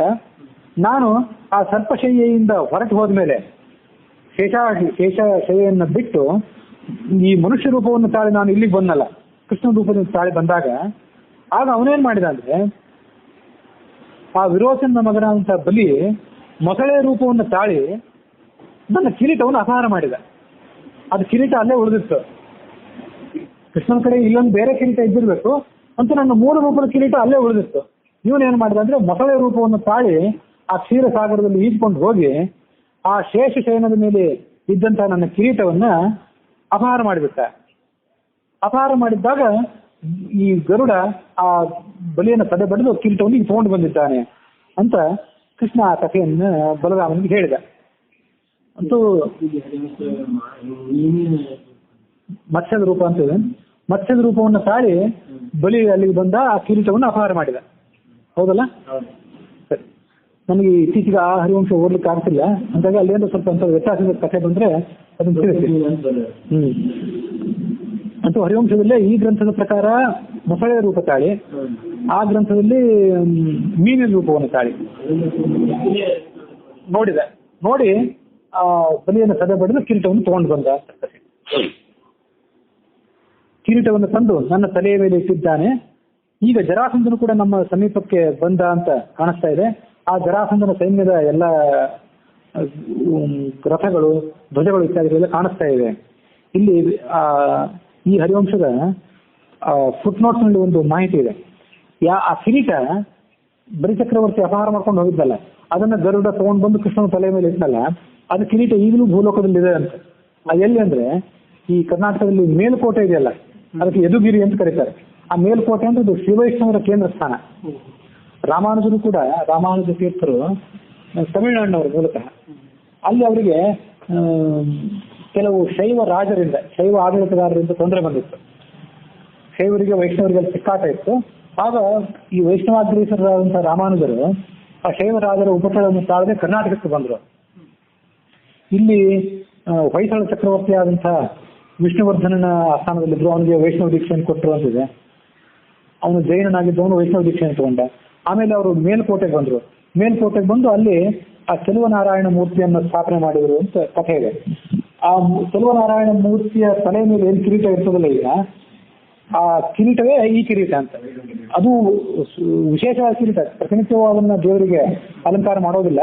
ಅದೇ ಪ್ರತಿಯೊಂದು ವರ್ಷವೂ ವೈರಮುಡಿ ಅಂತ ಒಂದು ಉತ್ಸವ ನಡೀತದೆ. ಆಗ ಸರ್ಕಾರ ಖಜಾನೆಯಲ್ಲಿರುವಂತಹ ಕಿರೀಟವನ್ನು ತಂದು ಭಗವಂತನಿಗೆ ಅಲಂಕಾರ ಮಾಡ್ತಾರೆ. ಅದು ಆ ವಜ್ರ ಕಿರೀಟವೇ ಇದೆ. ಮತ್ತು ಆ ಚೆಲುವರಾಯ ಸ್ವಾಮಿ ಯಾರು, ಅದು ನನಗೆ ಸ್ವಲ್ಪ ಅಸ್ಪಷ್ಟವಾಗಿ ನೆನಪಿಗೆ ಬರ್ತದೆ, ಆ ಕಥೆಯನ್ನು ಹೇಳಬೇಕು. ಆ ಚೆಲುವರಾಯ ಸ್ವಾಮಿಯನ್ನ ಅಲ್ಲಿ ಸ್ಥಾಪನೆ ಮಾಡಿದವರು ಈ ರಾಮಾನುಜರೇ. ಮೂಲತಃ ಚೆಲುವರಾಯ ಸ್ವಾಮಿಯ ವಿಗ್ರಹ ಏನಿದೆಯಲ್ಲ ಅದು ದೆಹಲಿಯಲ್ಲಿ ಒಬ್ಬ ಸುಲ್ತಾನನ ಅರಮನೆಯಲ್ಲಿತ್ತು. ಆ ಸುಲ್ತಾನನ ಪುತ್ರಿ ಒಬ್ಬಾಕೆ, ರಾಜಕುಮಾರಿ ಒಬ್ಬಾಕೆ ಶಹಜಾದೆ, ಆಕೆ ಕೃಷ್ಣನ ಭಕ್ತರಾಗಿದ್ರು ಯೋಗಾಯೋಗದಿಂದ. ಆಕೆಗೆ ಅದೆಲ್ಲ ಸಿಕ್ಕಿತ್ತು ಆ ಚೆಲುವರಾಯ ಸ್ವಾಮಿಯ ವಿಗ್ರಹ. ಅದು ಅವಳು ತನ್ನ ಅಂತಃಪುರದಲ್ಲಿ ಇಟ್ಕೊಂಡಿದ್ಲು. ಈ ರಾಮಾನುಜರು ಭಟ್ಟಾರಕರು ದೇಶ ಸಂಚಾರ ಮಾಡುವಾಗ ಭಗವಂತ ಅವರಿಗೆ ತಿಳಿಸಿದ, ನಾನು ಇಲ್ಲಿದ್ದೇನೆ, ನನ್ನ ಕರ್ಕೊಂಡು ಹೋಗುವಂತ. ಅವರು ಆ ದೆಹಲಿಯ ಸುಲ್ತಾನನ ಮೇಲೆ ತಮ್ಮ ಪ್ರಭಾವ ಬೀರಿ ಅವರ ವರ್ಚಸ್ಸಿಗೆ ಈತ ಮನಸೋತ, ನಿಮ್ಮ ಅಂತಃಪುರದಲ್ಲಿ ನಮ್ಮ ಭಗವಂತನ ವಿಗ್ರಹ ಒಂದಿದೆ, ನಮ್ಮ ದೇವರ ವಿಗ್ರಹವನ್ನು ನೀವು ಕೊಡಬೇಕು ಅಂತ ಕೇಳ್ಕೊಂಡ್ರು. ಆಗ ಆ ರಾಜ, ಅವನ ಹೆಸರು ನೆನಪಿಗೆ ಬರ್ತಿಲ್ಲ ಈಗ, ಅಹಮದ್ ಶಾ ಹೀಗೆಂದು ಇದ್ದಿರಬೇಕು, ಅರಮನೆಯಲ್ಲಿ ಅದನ್ನ ಅನ್ವೇಷಣೆ ಮಾಡ್ತಿದ್ದ. ರಾಜಕುಮಾರಿ ಹತ್ರವೇ ಇತ್ತು ಅದು. ಸನ್ಯಾಸಿಗಳು ಅವ್ರು ಕೇಳ್ತಾ ಇದ್ದಾರೆ, ಅದನ್ನ ಕೊಡು ಅಂತ ಕೇಳಿದ ಅವ್ರ ರಾಜ. ಆದ್ರೆ ಅವಳು ಅದನ್ನ ಬಿಟ್ಕೊಳ್ಲಿಕ್ಕೆ ತಯಾರಾಗಲಿಲ್ಲ. ಏನಂದ್ರೆ, ನೀವು ಅದನ್ನ ತಗೊಂಡು ಹೋಗೋದೇ ಆದ್ರೆ ನಾನು ನಿಮ್ ಜೊತೆ ಬಂದ್ಬಿಡ್ತೀನಿ, ನನಗೆ ಕೃಷ್ಣ ಇಲ್ಲದೆ ಇರುವಂತಹ ಅರಮನೆಯೂ ಕೂಡ ಬೇಡ ಅಂದಳು. ಅವ್ರ ಜೊತೆ ಅವಳು ಕೂಡ ಇಲ್ಲಿ ಬಂದು ಆ ಮೇಲುಕೋಟೆಯ ದೇವಸ್ಥಾನದಲ್ಲಿ ಗರ್ಭಗೃಹದಲ್ಲಿ ಅಥವಾ ಗರ್ಭಗೃಹದ ಪಕ್ಕದಲ್ಲಿ ಆ ರಾಜಕುಮಾರಿಯ ವಿಗ್ರಹನೂ ಕೂಡ ಒಂದಿದೆ. ಇವತ್ತಿಗೂ ಕೂಡ ಅದನ್ನ ನಾವು ನೋಡಬಹುದು. ಗರ್ಭಗೃಹದಲ್ಲೇ ಇದೆಯೋ ಅಥವಾ ಪಕ್ಕದಲ್ಲಿದೆಯೋ ಅದನ್ನ ನಾವು ನೋಡಬಹುದು ಅಂತ ನಮಗೆ ಕಥೆಯನ್ನು ಓದಿದ ನೆನಪು. ಹೀಗೆ ರಾಮಾನುಜ ತೀರ್ಥರು ಚೆಲುವರಾಯ ಸ್ವಾಮಿಯ ವಿಗ್ರಹವನ್ನ, ಸಂಸ್ಕೃತದಲ್ಲಿ ಅದಕ್ಕೆ ಏನು ಹೆಸರಿದೆ ಅಂತ ಗೊತ್ತಿಲ್ಲ, ಕನ್ನಡದಲ್ಲಿ ಚೆಲುವರಾಯ ಸ್ವಾಮಿ ಅಂತ ಅದನ್ನು ಕರೀತಾರೆ. ಆ ವಿಗ್ರಹವನ್ನು ತಂದಲ್ಲಿ ಸ್ಥಾಪನೆ ಮಾಡಿದ ಅಂತಿದೆ. ಆ ಭಗವಂತನ ವಿಗ್ರಹದ ತಲೆಯ ಮೇಲೆ ಅಲಂಕಾರ ಮಾಡುವಂತ ಕಿರೀಟ ಏನಿದೆ ಅದು ವೈರಮುಡಿ ಅಂತ ಕಿರೀಟ. ಅದೇ ಈ ಬಲಿಚಕ್ರವರ್ತಿ ಅಪಹಾರ ಮಾಡಿದ ಕಿರೀಟ. ಅದನ್ನ ಮತ್ತೆ ಕೃಷ್ಣನ ತಲೆಯ ಮೇಲೆ ಗರುಡ ಕೊಂಡೊಪ್ಪಿಸಿದ ಕಿರೀಟ. ಹೀಗೆ ಅದ್ರ ಮಹತ್ವವನ್ನು ನಾವು ಇಲ್ಲಿ ಗಮನಿಸಬೇಕು. ಜರಾಸಂಧನ ಸೈನ್ಯ ಇಲ್ಲಿ ಬರ್ತಾ ಇದೆ. ಆ ಜರಾಸಂಧನ ಸೈನ್ಯ ನಮ್ಮಿಬ್ಬರ ಕೈಗೆ ಸಿಕ್ಕು ನುಚ್ಚು ನೂರಾಗುವುದು ನಿಶ್ಚಿತ. ನಾವಿಬ್ರು ಜರಾಸಂಧನನ್ನ ಒಟ್ಟಾಗಿ ಎದುರಿಸೋಣ ಅಂತ ಅವರಿಬ್ರು ಕೂಡ ಆಲೋಚನೆ ಮಾಡ್ಕೊಂಡು, ಮತ್ತೆ ಕೃಷ್ಣನು ಆಲೋಚನೆ ಮಾಡಿದ. ಹಿಂದೆ ದೇವಲೋಕದಲ್ಲಿ ದೇವತೆಗಳು ಮತ್ತು ನಾವೆಲ್ಲರೂ ಕೂಡ ಗುಪ್ತಾಲೋಚನೆ ಮಾಡಿದ್ವಿ. ಗುಪ್ತಾಲೋಚನೆ ಮಾಡಿ ಈ ಭೂಭಾರಹಣಕ್ಕಾಗಿ ನಾವು ಪ್ರಯತ್ನ ಪಟ್ಟಿದ್ವಿ. ಇನ್ನು ಮುಂದೆ ಈ ಭೂಮಿಯೆಲ್ಲವೂ ಕೂಡ ದೈತ್ಯರ ಭೂಭಾರವನ್ನು ಕಳ್ಕೊಳ್ಳುವಂತ ಕಾಣಿಸ್ತಾ ಇದೆ ಅಂತ ಅವನು ಆಲೋಚನೆ ಮಾಡಿದ. ಅಲ್ಲಿಗೆ ಹರಿವಂಶದ ವಿಷ್ಣು ಪರ್ವದ 41ನೇ ಅಧ್ಯಾಯ ಸಮಾಪ್ತವಾಗಿದೆ. ಆ ಬಳಿಕ ನಾವು ನೋಡುವಂತ ಕಥೆ 42ನೇ ಅಧ್ಯಾಯದ್ದು. ನೀವು ಸಮಯದಲ್ಲಿ ಇನ್ನೊಂದು 10 ನಿಮಿಷ ಮುಂದುವರ್ಸೋಣ. ಜರಾಸಂಧನ ಸೈನ್ಯ ಅಲ್ಲಿಗೆ ಪ್ರಯಾಣ ಮಾಡಿತು. ಅದೆಲ್ಲವೂ ಕೂಡ ಆ ಪರ್ವತದ ಸುತ್ತಲೂ ತನ್ನ ವಸತಿಯನ್ನು ಹೂಡಿಕೊಂಡಿದ್ದ ಜರಾಸಂಧನ ಸೈನ್ಯ. ಆಗ ಜರಾಸಂಧ ಮಹತ್ವಪೂರ್ಣವಾದಂತಹ ಈ ಮಾತನ್ನು ಹೇಳಿದ ಎಲ್ಲ ಆ ರಾಜರಿಗೆ, ನಾವೇನ್ ಮಾಡ್ಬೇಕಂದ್ರೆ ಈ ಕೃಷ್ಣ ಬಲರಾಮರನ್ನ ಪರ್ವತದಲ್ಲಿದ್ದವರನ್ನು ಹೇಗಾದ್ರೂ ಮಾಡಿ ಆಕ್ರಮಣ ಮಾಡಬೇಕು, ಅವರನ್ನ ಧ್ವಂಸ ಮಾಡಬೇಕು. ಅದಕ್ಕಾಗಿ ನಮ್ಮ ಸೈನ್ಯಗಳು ಪರ್ವತವನ್ನು ಸುತ್ತುವರಿಯಲಿ, ಪರ್ವತದ ಸುತ್ತಲೂ ಕಲ್ಲನ್ನ ಬಿಸಾಕುವಂತ ಯಂತ್ರಗಳು ಮತ್ತು ಫಿರಂಗಿಗಳು, ಮುದ್ಗರೆಗಳು ಇವುಗಳನ್ನು ಆಯಕಟ್ಟಿನ ಜಾಗದಲ್ಲಿ ಸ್ಥಾಪನೆ ಮಾಡಿ ಮತ್ತು ಗುದ್ದಲಿಗಳಿಂದ ಪಿಕಾಸಿಗಳಿಂದ ಪರ್ವತದ ಮಾರ್ಗವನ್ನು ಸಮ ಮಾಡ್ರಿ. ತಜ್ಞರಾದವರು ಈ ಕೆಲಸವನ್ನ ಮಾಡಲಿ. ಹಾಗಾಗಿ ನಾವು ಪರ್ವತವನ್ನು ಏರೋಣ. ಪರ್ವತವನ್ನು ಏರಿ ಆ ಕೃಷ್ಣ ಬಲರಾಮನನ್ನು ನಾವು ಧ್ವಂಸ ಮಾಡೋಣ. ಭದ್ರರಾಜನಾದಂಥ ಶಲ್ಯ, ಶುತಾಯು, ಚೇಕಿತಾನ ಇವರೆಲ್ಲರೂ ಕೂಡ ಪಶ್ಚಿಮ ದಿಕ್ಕಿನಿಂದ ಪರ್ವತವನ್ನ ಏರಲಿ. ಆಮೇಲೆ ತ್ರಿಗರ್ತ, ವಿದೂರ್ನಕ, ಭೂರಿಶ್ರವ, ಸ್ಫುರುಮಿತ್ರ, ವಿರಾಟ ರಾಜ, ಕೌಶಾಂಬಿಯ ರಾಜನಾದಂತಹ ಮಾಲವ, ದಂತವಕ್ರ, ದ್ರುಪದ ಇವರೆಲ್ಲರೂ ಕೂಡ ಗೋಮಂತ ಪರ್ವತದ ಉತ್ತರ ಭಾಗದಿಂದ ಆಕ್ರಮಣವನ್ನು ಮಾಡಲಿ. ಶಕುನಿಯ ಮಗನಾದಂತಹ ಉಲೂಕ, ಅಂಶುಮಂತನ ಮಗನಾದಂತಹ ವೀರ, ಏಕಲವ್ಯ, ದೃಢಾಶ್ವ ಇವರೆಲ್ಲರೂ ಕೂಡ ಗೋಮಂತದ ಪರ್ವತದ ಉತ್ತರ ಭಾಗದಿಂದ ಆಕ್ರಮಣ ಮಾಡಲಿ. ನಾನು ಕೇದರಾಜ ಶಿಶುಪಾಲ ಇವರು ಈ ಪರ್ವತದ ದಕ್ಷಿಣ ಭಾಗವನ್ನು ಧ್ವಂಸ ಮಾಡ್ತೀವಿ. ಹೀಗೆ ಎಲ್ಲರೂ ಕೂಡ ಪರ್ವತದ 4 ಭಾಗವನ್ನು ಧ್ವಂಸ ಮಾಡಿದಾಗ ಈ ಪರ್ವತ ವಜ್ರಾಯುಧದ ಆಘಾತವನ್ನು ತಾಳದೆ ಧ್ವಂಸವಾಗಲಿ. ಮುಂದೆ ನಾವು ಕೃಷ್ಣ ಬಲರಾಮನನ್ನು ಹಿಡಿಯೋಣ. ಹೀಗೆ ಅವರು ಗೋಮಂತ ಪರ್ವತವನ್ನು ಆಕ್ರಮಣ ಮಾಡಿದಾಗ ಆಗ ಶಿಶುಪಾಲ ಒಂದು ಆಲೋಚನೆ ಹೇಳಿದ್ರು. ಕಿಂತೆ ಯುದ್ಧೇನ ದುರ್ಗೇಸ್ಮಿನ್ ಗೋಮಂತೇಶ ನಗೋತ್ತಮೆ. ಗೋಮಂತ ಪರ್ವತ ಬಹಳ ದುರ್ಗಮವಾದಂಥ ಪರ್ವತ. ಈ ಪರ್ವತವನ್ನು ನಾವು ನೆಲಸಮ ಮಾಡೋದ್ರಿಂದ ನಮ್ಗೆ ಏನು ಲಾಭ ಆಗೋದಿದೆ? ನಾವು ಸ್ವಲ್ಪ ಆಲೋಚನೆ ಮಾಡಬೇಕು. ನಮ್ಮ ಯುದ್ಧದ ತಂತ್ರವನ್ನು ಸ್ವಲ್ಪ ನಾವು ಬದಲು ಮಾಡ್ಕೊಳ್ಬೇಕು ಅಂತ ಶಿಶುಪಾಲ ಒಂದು ಆಲೋಚನೆ ಹೇಳಿದೆ. ಗೋಮಂತ ಪರ್ವತದಲ್ಲಿ ಮುಳ್ಳಿನ ಗಿಡಗಳು ಹೇರಳವಾಗಿವೆ, ಕಲ್ಲು ಬಂಡೆಗಳಿವೆ, ಇದನ್ನು ಏರೋದು ಕಷ್ಟ. ನಮ್ಮ ಈ ಕ್ಷತ್ರಿಯರು ಇವರಿಗೆ ರಣಭೂಮಿಯಲ್ಲಿ ಯುದ್ಧ ಮಾಡಲಿಕ್ಕೆ ಶಕ್ತಿ ಇರ್ತದೆ, ಪರ್ವತವನ್ನು ಏರಿ ಆ ಪರ್ವತವನ್ನು ನೆಲಸಮ ಮಾಡಿ ಅಲ್ಲಿ ಕಷ್ಟಪಡುವಂತ ಅನುಭವ ಇವರಿಗೆ ಇರೋದಿಲ್ಲ. ಕೆಲವರಿಗೆ ಸೈನಿಕರಿಗೆ ಇದ್ದಿರಬೇಕು, ರಾಜಕುಮಾರರಿಗೆ ಅಷ್ಟೆಲ್ಲ ಅನುಭವ ಇರೋದಿಲ್ಲ ಅಂತ ಅವನ ಅಭಿಪ್ರಾಯ ಇದ್ದಂತ ಕಾಣಿಸ್ತದೆ. ಈ ಪರ್ವತವನ್ನು ಏರಿ ಹೋಗಿ ಪರ್ವತವನ್ನು ಧ್ವಂಸ ಮಾಡಿ ಆ ಪರ್ವತವನ್ನು ವಶ ಮಾಡಿಕೊಳ್ಳುವ ಕೆಲಸ ದೇವತೆಗಳಿಗೂ ಆಗಲಾರದಂಥ ಕೆಲಸ. ಹಾಗಿರುವಾಗ ನಾವು ಈ ಕೆಲಸವನ್ನು ಬಿಟ್ಟು ಬಿಡೋಣ, ಪರ್ವತವನ್ನು ಧ್ವಂಸ ಮಾಡುವ ಕೆಲಸವನ್ನು. ಪರ್ವತದ ಕೆಳಗಿನಿಂದ ಮೇಲ್ಭಾಗಕ್ಕೆ ಏನು ಆಹಾರ ಪೂರೈಕೆ ಇತ್ಯಾದಿಗಳಾಗಬೇಕಲ್ಲ, ಜೀವನಾವಶ್ಯಕವಾದಂಥ ವಸ್ತುಗಳ ಪೂರೈಕೆ, ಆ ಪೂರೈಕೆಯನ್ನು ನಾವು ಬಂದ್ ಮಾಡೋಣ. ಪೂರೈಕೆಯನ್ನು ಬಂದ್ ಮಾಡಿದಾಗ ಪರ್ವತ ನಿವಾಸಿಗಳಾದಂತಹ ಶತ್ರುಗಳು ನಾಶ ಹೊಂದುತ್ತಾರೆ. ಹಾಗಾಗಿ ಈ ಕೆಲಸವನ್ನು ನಾವು ಮಾಡಬೇಕು. ಅದು ಬಿಟ್ಟು ಪರ್ವತವನ್ನು ನೆಲಸಮ ಮಾಡ್ತೀವಿ ಅನ್ನೋದು ಇದು ಮುಗಿಯದ ಕೆಲಸ. ಈ ಕೃಷ್ಣ ಬಲರಾಮರನ್ನು ನಾವು ಲಘುವಾಗಿ ಪರಿಗಣನೆ ಮಾಡೋದೇನಿದೆಯಲ್ಲ, ಇದು ಮೂರ್ಖತನ ಆದಿತ್ತು ನಮ್ಮದು. ಬಹಳ ದುಷ್ಕರವಾದಂಥ ಕೆಲಸವನ್ನು ಮಾಡಿದವರು ಇವರು. ಹಾಗಾಗಿ ನಾವೇನ್ ಮಾಡೋಣ ಅಂದ್ರೆ ಆಹಾರ ಪೂರೈಕೆಯನ್ನು ಬಂದ್ ಮಾಡೋಣ ಮತ್ತು ಪರ್ವತದ ಸುತ್ತಲೂ ಒಣಗಿದ ಕಟ್ಟಿಗೆ ಮತ್ತು ಬಳ್ಳಿ ಮೊದಲಾದವುಗಳನ್ನು ಹುಲ್ಲನ್ನು ಅಲ್ಲಿ ಹಾಕಿ ಪರ್ವತಕ್ಕೆ ಬೆಂಕಿ ಹಚ್ಚೋಣ. ಆಗ ಆ ಭಾರತ ಅಲ್ಲೇ ಸುಟ್ಟು ಬಿಡ್ತಾರೆ. ಈ ಆಲೋಚನೆ ಒಳ್ಳೆ ಆಲೋಚನೆ ಅಂತ ಆ ಶಿಶುಪಾಲ ಹೇಳಿದೆ. ಅದು ಎಲ್ಲರಿಗೂ ಒಪ್ಪಿಗೆ ಆಗಿಬಿಡ್ತು. ಅವ್ರೇನ್ ಮಾಡಿದ್ರು ಅಂದ್ರೆ ಕಟ್ಟಿಗೆ, ಹುಲ್ಲು, ಬಿದಿರು, ಒಣಗಿದ ರೆಂಬೆಗಳು ಇತ್ಯಾದಿಗಳನ್ನ ರಾಶಿಯಾಗಿ ಅಲ್ಲಿ ಸೇರಿಸಿ ಪರ್ವತಕ್ಕೆ ಬೆಂಕಿ ಹಚ್ಚಿದ್ರು. ಹೀಗೆ ಪರ್ವತಕ್ಕೆ ಬೆಂಕಿ ಹಚ್ಚಿದಾಗ ಪರ್ವತದ ಮೇಲಿಂದ ಬಂಡೆಕಲ್ಲುಗಳು ಸಿಡಿದು ಕೆಳಗೆ ಬೀಳಲಿಕ್ಕೆ ಪ್ರಾರಂಭ ಆದವು ಮತ್ತು ಅನೇಕ ಪ್ರಾಣಿಗಳು ಆ ಬೆಂಕಿಯ ಜ್ವಾಲೆಯನ್ನು ತಾಳದೆ ಆಕ್ರಂದನ ಮಾಡ್ಲಿಕ್ಕೆ ಪ್ರಾರಂಭ ಮಾಡಿದವು. ಆಗ ಕೃಷ್ಣ ಬಲರಾಮರಿಬ್ಬರು ಕೂಡ ಆಲೋಚನೆ ಮಾಡಿದ್ರು. ಈ ರಾಜರೆಲ್ಲರೂ ಕೂಡ ಗೋಮಂತ ಪರ್ವತವನ್ನು ಸುತ್ತ ಹಾಕಲಿಕ್ಕೆ ಪ್ರಯತ್ನ ಪಡ್ತಿದ್ದಾರೆ. ಈಗ ನಾವು ಗೋಮಂತ ಪರ್ವತ ನಮ್ಗೆ ಇಷ್ಟು ದಿವಸ ಏನು ಆಶ್ರಯ ಕೊಟ್ಟಿದೆಯಲ್ಲ, ಅದರ ಋಣವನ್ನು ತೀರ್ಸಕ್ಕೆ ನಾವು ಪ್ರಯತ್ನ ಪಡೋಣ, ಬೆಂಕಿಯನ್ನು ಆರಿಸೋಣ ಮತ್ತು ಆ ರಾಜರನ್ನ ಸದೆ ಬಡಿಯೋಣ, ಅವರನ್ನು ಧ್ವಂಸ ಮಾಡೋಣ ಅಂತ ಅವರಿಬ್ಬರು ಕೂಡ ಆಲೋಚನೆ ಮಾಡಿದ್ರು. ಆಲೋಚನೆ ಮಾಡಿ ಬಲರಾಮ ಏನ್ ಮಾಡಿದ ಅಂದ್ರೆ, ಮೊದಲು ಬಲರಾಮನೇ ಕೃಷ್ಣನಿಗೆ ಹೇಳಿದ, ನಾವು ಪರ್ವತದ ಋಣವನ್ನು ತೀರಿಸೋಣ, ರಾಜರನ್ನು ಧ್ವಂಸ ಮಾಡೋಣ. ಅವನು ಮೇಲಿನಿಂದ ಕೆಳಗೆ ಹಾರಿದ. ಆ ಬಲರಾಮ ಎಷ್ಟೋ ಎತ್ತರ ಯೋಜನವಾದಂಥ ಎತ್ತರ ದೊಡ್ಡ ಪರ್ವತ ಆಗಿರ್ತದೆ. ಆ ಪರ್ವತದಿಂದ ಅವನು ಮೇಲಿಂದ ಕೆಳಗೆ ಹಾರಿದ. ಬೇಕಾದಷ್ಟು ಶಕ್ತಿಯೇ ಇತ್ತು ಅವನಿಗೆ. ಆ ಸಂದರ್ಭದಲ್ಲಂತೂ ಮಧುಪಾನ ಮಾಡಿದ್ದ ಅಂತ ಇಲ್ಲಿದೆ. ಮತ್ತೊಮ್ಮೆ ಮಧುಪಾನ ಮಾಡಿದ್ರಿಂದ ಅವನ ಶಕ್ತಿ ಇನ್ನಷ್ಟು ವರ್ಧಿಸಿತ್ತು. ಅವನದೊಂದು ವರ್ಣನೆ ಇಲ್ಲಿದೆ, ವಿಶಿಷ್ಟವಾದಂಥ ವರ್ಣನೆ. ಒಂದೇ ಕುಂಡಲವನ್ನು ಅವನು ಕಿವಿಗೆ ಧರಿಸಿದ್ದ ಅಂತ. ಆಗಿನ ಕಾಲದಲ್ಲೂ ಕೆಲವರು ವೀರ ಪುರುಷರು, ಇತ್ತೀಚಿನ ಕಾಲದಲ್ಲಿ ಕೆಲವು ಖಳನಾಯಕರು ಅಂತವ್ರು ಒಂದೇ ಕುಂಡಲ ಧರಿಸೋದನ್ನು ನಾವು ನೋಡ್ತೀವಿ. ಇವನು ಕೂಡ ಒಂದೇ ಕುಂಡಲ ಧರಿಸಿದ್ದಂತೆ 2-3 ಕಡೆ ಮುಂದೆ ವರ್ಣನೆ ಇದೆ. ತಲೆ ಮೇಲೆ ಮನೋಹರವಾದಂಥ ಕಿರೀಟ ಇತ್ತು, ಒಂದೇ ಕುಂಡಲ ಇತ್ತು. ಆ ಥರ ತಲೆ ಕೆಳಗೆ ಮಾಡ್ಕೊಂಡು ಪರ್ವತದಿಂದ ಜಿಗಿದ. ರಾಜರು ನಡುವೆ ಹೋಗಿ ಬಿದ್ದ. ಕೃಷ್ಣನು ಕೂಡ ಅವನ ಹಿಂದೆ ಜಿಗಿದ. ಪರ್ವತವನು ಒಂದ್ಸಲ ರಭಸದಿಂದ ಮೆಟ್ಟಿದ ಅಂತ ಇದೆ. ರಭಸದಿಂದ ಮೆಟ್ಟಿದಾಗ ಪರ್ವತ ಕುಸಿತದೆ. ಆ ಪರ್ವತದ ಬಂಡೆಗಳೆಲ್ಲವೂ ಕೂಡ ಕೆಳಗೆ ಕುಸಿದವು. ಮತ್ತು ಈಗ ಪರ್ವತ ಕುಸಿದ್ರಿಂದ, ಪಾತಾಳಕ್ಕಂತ ಹೋಗಿದ್ರಿಂದ ಅಲ್ಲಿರುವಂಥ ನೀರಿನ ಝರಿಗಳೆಲ್ಲ ಮೇಲೆ ಬಂದವು. ಮತ್ತು ಪ್ರಳಯ ಕಾಲದ ನೀರಿನ ಝರಿಗಳಿಂದ ಆವೃತವಾಗುವಂತೆ ಆ ಪರ್ವತವೆಲ್ಲವೂ ಕೂಡ ನೀರಿನಿಂದ ಆವೃತವಾಯಿತು. ಅಲ್ಲಿರುವಂಥ ಬೆಂಕಿ ಏನಿತ್ತು ಕ್ಷಣ ಮಾತ್ರದಲ್ಲಿ ಉಪಶಮನ ಹೊಂದಿಬಿಡ್ತು. ಎಷ್ಟೋ ಪಾತಾಳದಲ್ಲಿದ್ದಂಥ ನೀರೆಲ್ಲ ಮೇಲೆ ಬಂದಿದ್ದರಿಂದ ಅಲ್ಲಿರುವಂಥ ಬೆಂಕಿ ಎಲ್ಲ ಉಪಶಮನ ಹೊಂದಿತ್ತು.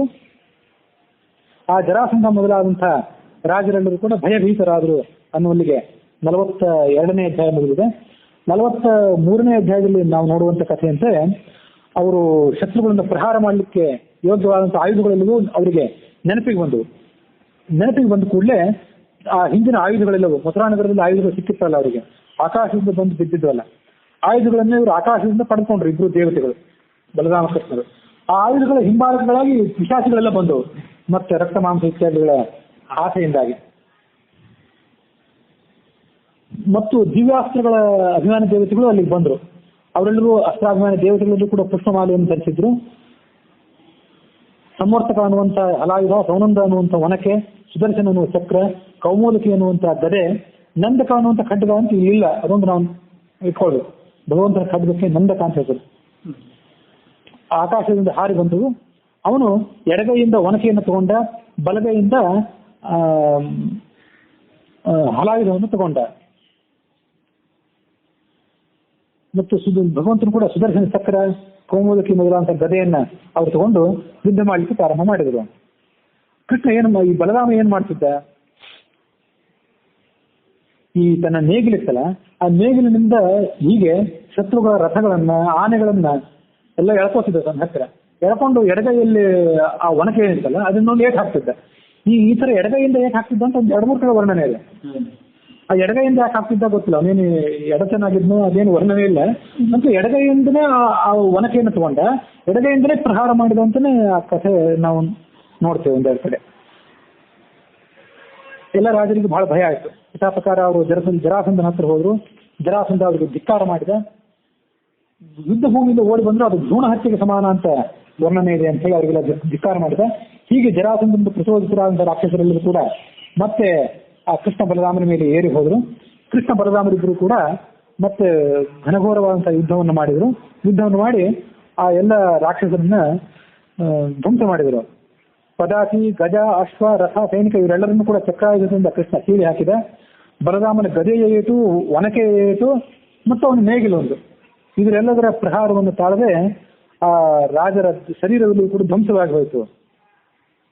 ಅಲ್ಲಿ ಆ ಒನಕೆ ಏಟನ್ನು ತಾಳದೆ ಮತ್ತು ಗದೆಯ ಏಟನ್ನು ತಾಳದೆ ಆ ಆನೆಗಳು ಬಹಳ ಸಂಕಷ್ಟಕ್ಕೆ ಈಡಾದವು, ಅವೆಲ್ಲ ಸತ್ತು ಹೋದವು ಅಂತಿದೆ.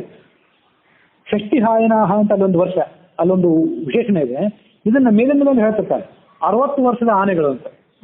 ಆನೆಗಳಿಗೆ 100 ವರ್ಷದ ಜೀತ ಆಯುಷ್ಯ ಇರ್ತದಲ್ಲ, 60 ವರ್ಷ ಆದಾಗ ಅವು ವಯಸ್ಕಾಗಿರ್ತವೆ, ಬಹಳ ಪ್ರಬಲವಾದಂಥ ಶಕ್ತಿ ಇರ್ತದೆ. ಅವುಗಳನ್ನು ಆಯ್ಕೆ ಮಾಡಿಕೊಂಡು ಯುದ್ಧಕ್ಕೆ ತಂದಿರ್ತಾರೆ. ಹಾಗಾಗಿ 60 ವರ್ಷದ ಆನೆಗಳೇ ಯುದ್ಧಕ್ಕೆ ಬಂದಿದ್ದವು ಅಂತ ಇಲ್ಲೂ ವರ್ಣನೆ ಇದೆ. ಇನ್ನೂ ಎಷ್ಟೋ ಕಡೆ ನಾವು ಆ ವರ್ಣನೆಯನ್ನು ನೋಡ್ತೀವಿ. ಯಾರಿಗಾದ್ರೂ ಕಾಣಿಕೆ ಕೊಡುವಾಗ ಯುದ್ಧದಲ್ಲಿ ಮತ್ತು ರಾಜಕುಮಾರನ ಮತ್ತೊಬ್ಬ ರಾಜಕುಮಾರನಿಗೆ ಮದುವೆ ಮಾಡಿಕೊಡುವಾಗ ಎಲ್ಲ ಕಡೆ 60 ಷಷ್ಟಿಹಾಯನವಾದಂತಹ ಆನೆಗಳನ್ನ ಬಳುವಳಿಯಾಗಿ ಕೊಟ್ಟರು ಅಂತ ನಾವು ನೋಡ್ತೇವೆ. ಅಂತೂ ಆನೆಗಳಿಗೆ 60 ವರ್ಷದ ಪ್ರಾಯ ಏನಿದೆಯಲ್ಲ ಅದು ಬಹುಶಃ ಒಂದು ಬಹಳ ಮುಖ್ಯವಾದಂಥ ವಯಸ್ಸಿನ ಘಟ್ಟ ಅಂತ ಕಾಣಿಸ್ತದೆ. ಹೀಗೆ ಆ ಶರೀರವೆಲ್ಲವೂ ಕೂಡ ಆ ರಾಕ್ಷಸರ ಸೈನ್ಯವೆಲ್ಲವೂ ಕೂಡ ಅಲ್ಲಿ ಧ್ವಂಸವಾಗಿ ಹೋಯಿತು. ರಾಕ್ಷಸರ ರಕ್ತ ಮಾಂಸವೆಲ್ಲವೂ ಕೂಡ ಭೂಮಿಯ ಮಣ್ಣಿನ ಜೊತೆಗೆ ಬೆರೆತು ಅದೆಲ್ಲ ಒಂದಕ್ಕೊಂದು ಮಿಶ್ರಣವಾಗಿ ಹೋಯಿತು. ಅದು ಕೃಷ್ಣ ಆ ರಾಜರಿಗೆಲ್ಲ ಹೇಳಿದ, ನೀವ್ಯಾಕೆ ಯುದ್ಧ ಮಾಡ್ತಿಲ್ಲ? ಯುದ್ಧ ಮಾಡುವಂತಹ ಸ್ವಭಾವ ಇದ್ದವರು ನೀವು, ಕ್ಷತ್ರಿಯ ವಂಶದಲ್ಲಿ ಹುಟ್ಟಿದವರು. ನನ್ನನ್ನ ಮತ್ತು ನಮ್ಮ ಅಣ್ಣನನ್ನ ನಾವಿಬ್ರು ಏಕಾಂಗಿಗಳಾಗಿ ಇಲ್ಲಿ ಬಂದಿದ್ದೇವೆ, ನಮ್ಮನ್ನು ನೀವು ಎದುರಿಸಿರಿ ಅಂತ ಕೃಷ್ಣ ಹೇಳಿದ. ಆಗ ಉಳಿದ ರಾಜರು ಆ ಕೃಷ್ಣನನ್ನು ಎದುರಿಸಲಿಕ್ಕೆ ಬರಲಿಲ್ಲ. ಬಲರಾಮನ ಎದುರಿಗೆ ದರದ ಅನ್ನುವಂಥ ಒಬ್ಬ ರಾಜ ಬಂದ, ಅವನ ಜೊತೆ ಯುದ್ಧ ಮಾಡಬೇಕು ಅಂತೇಳಿ.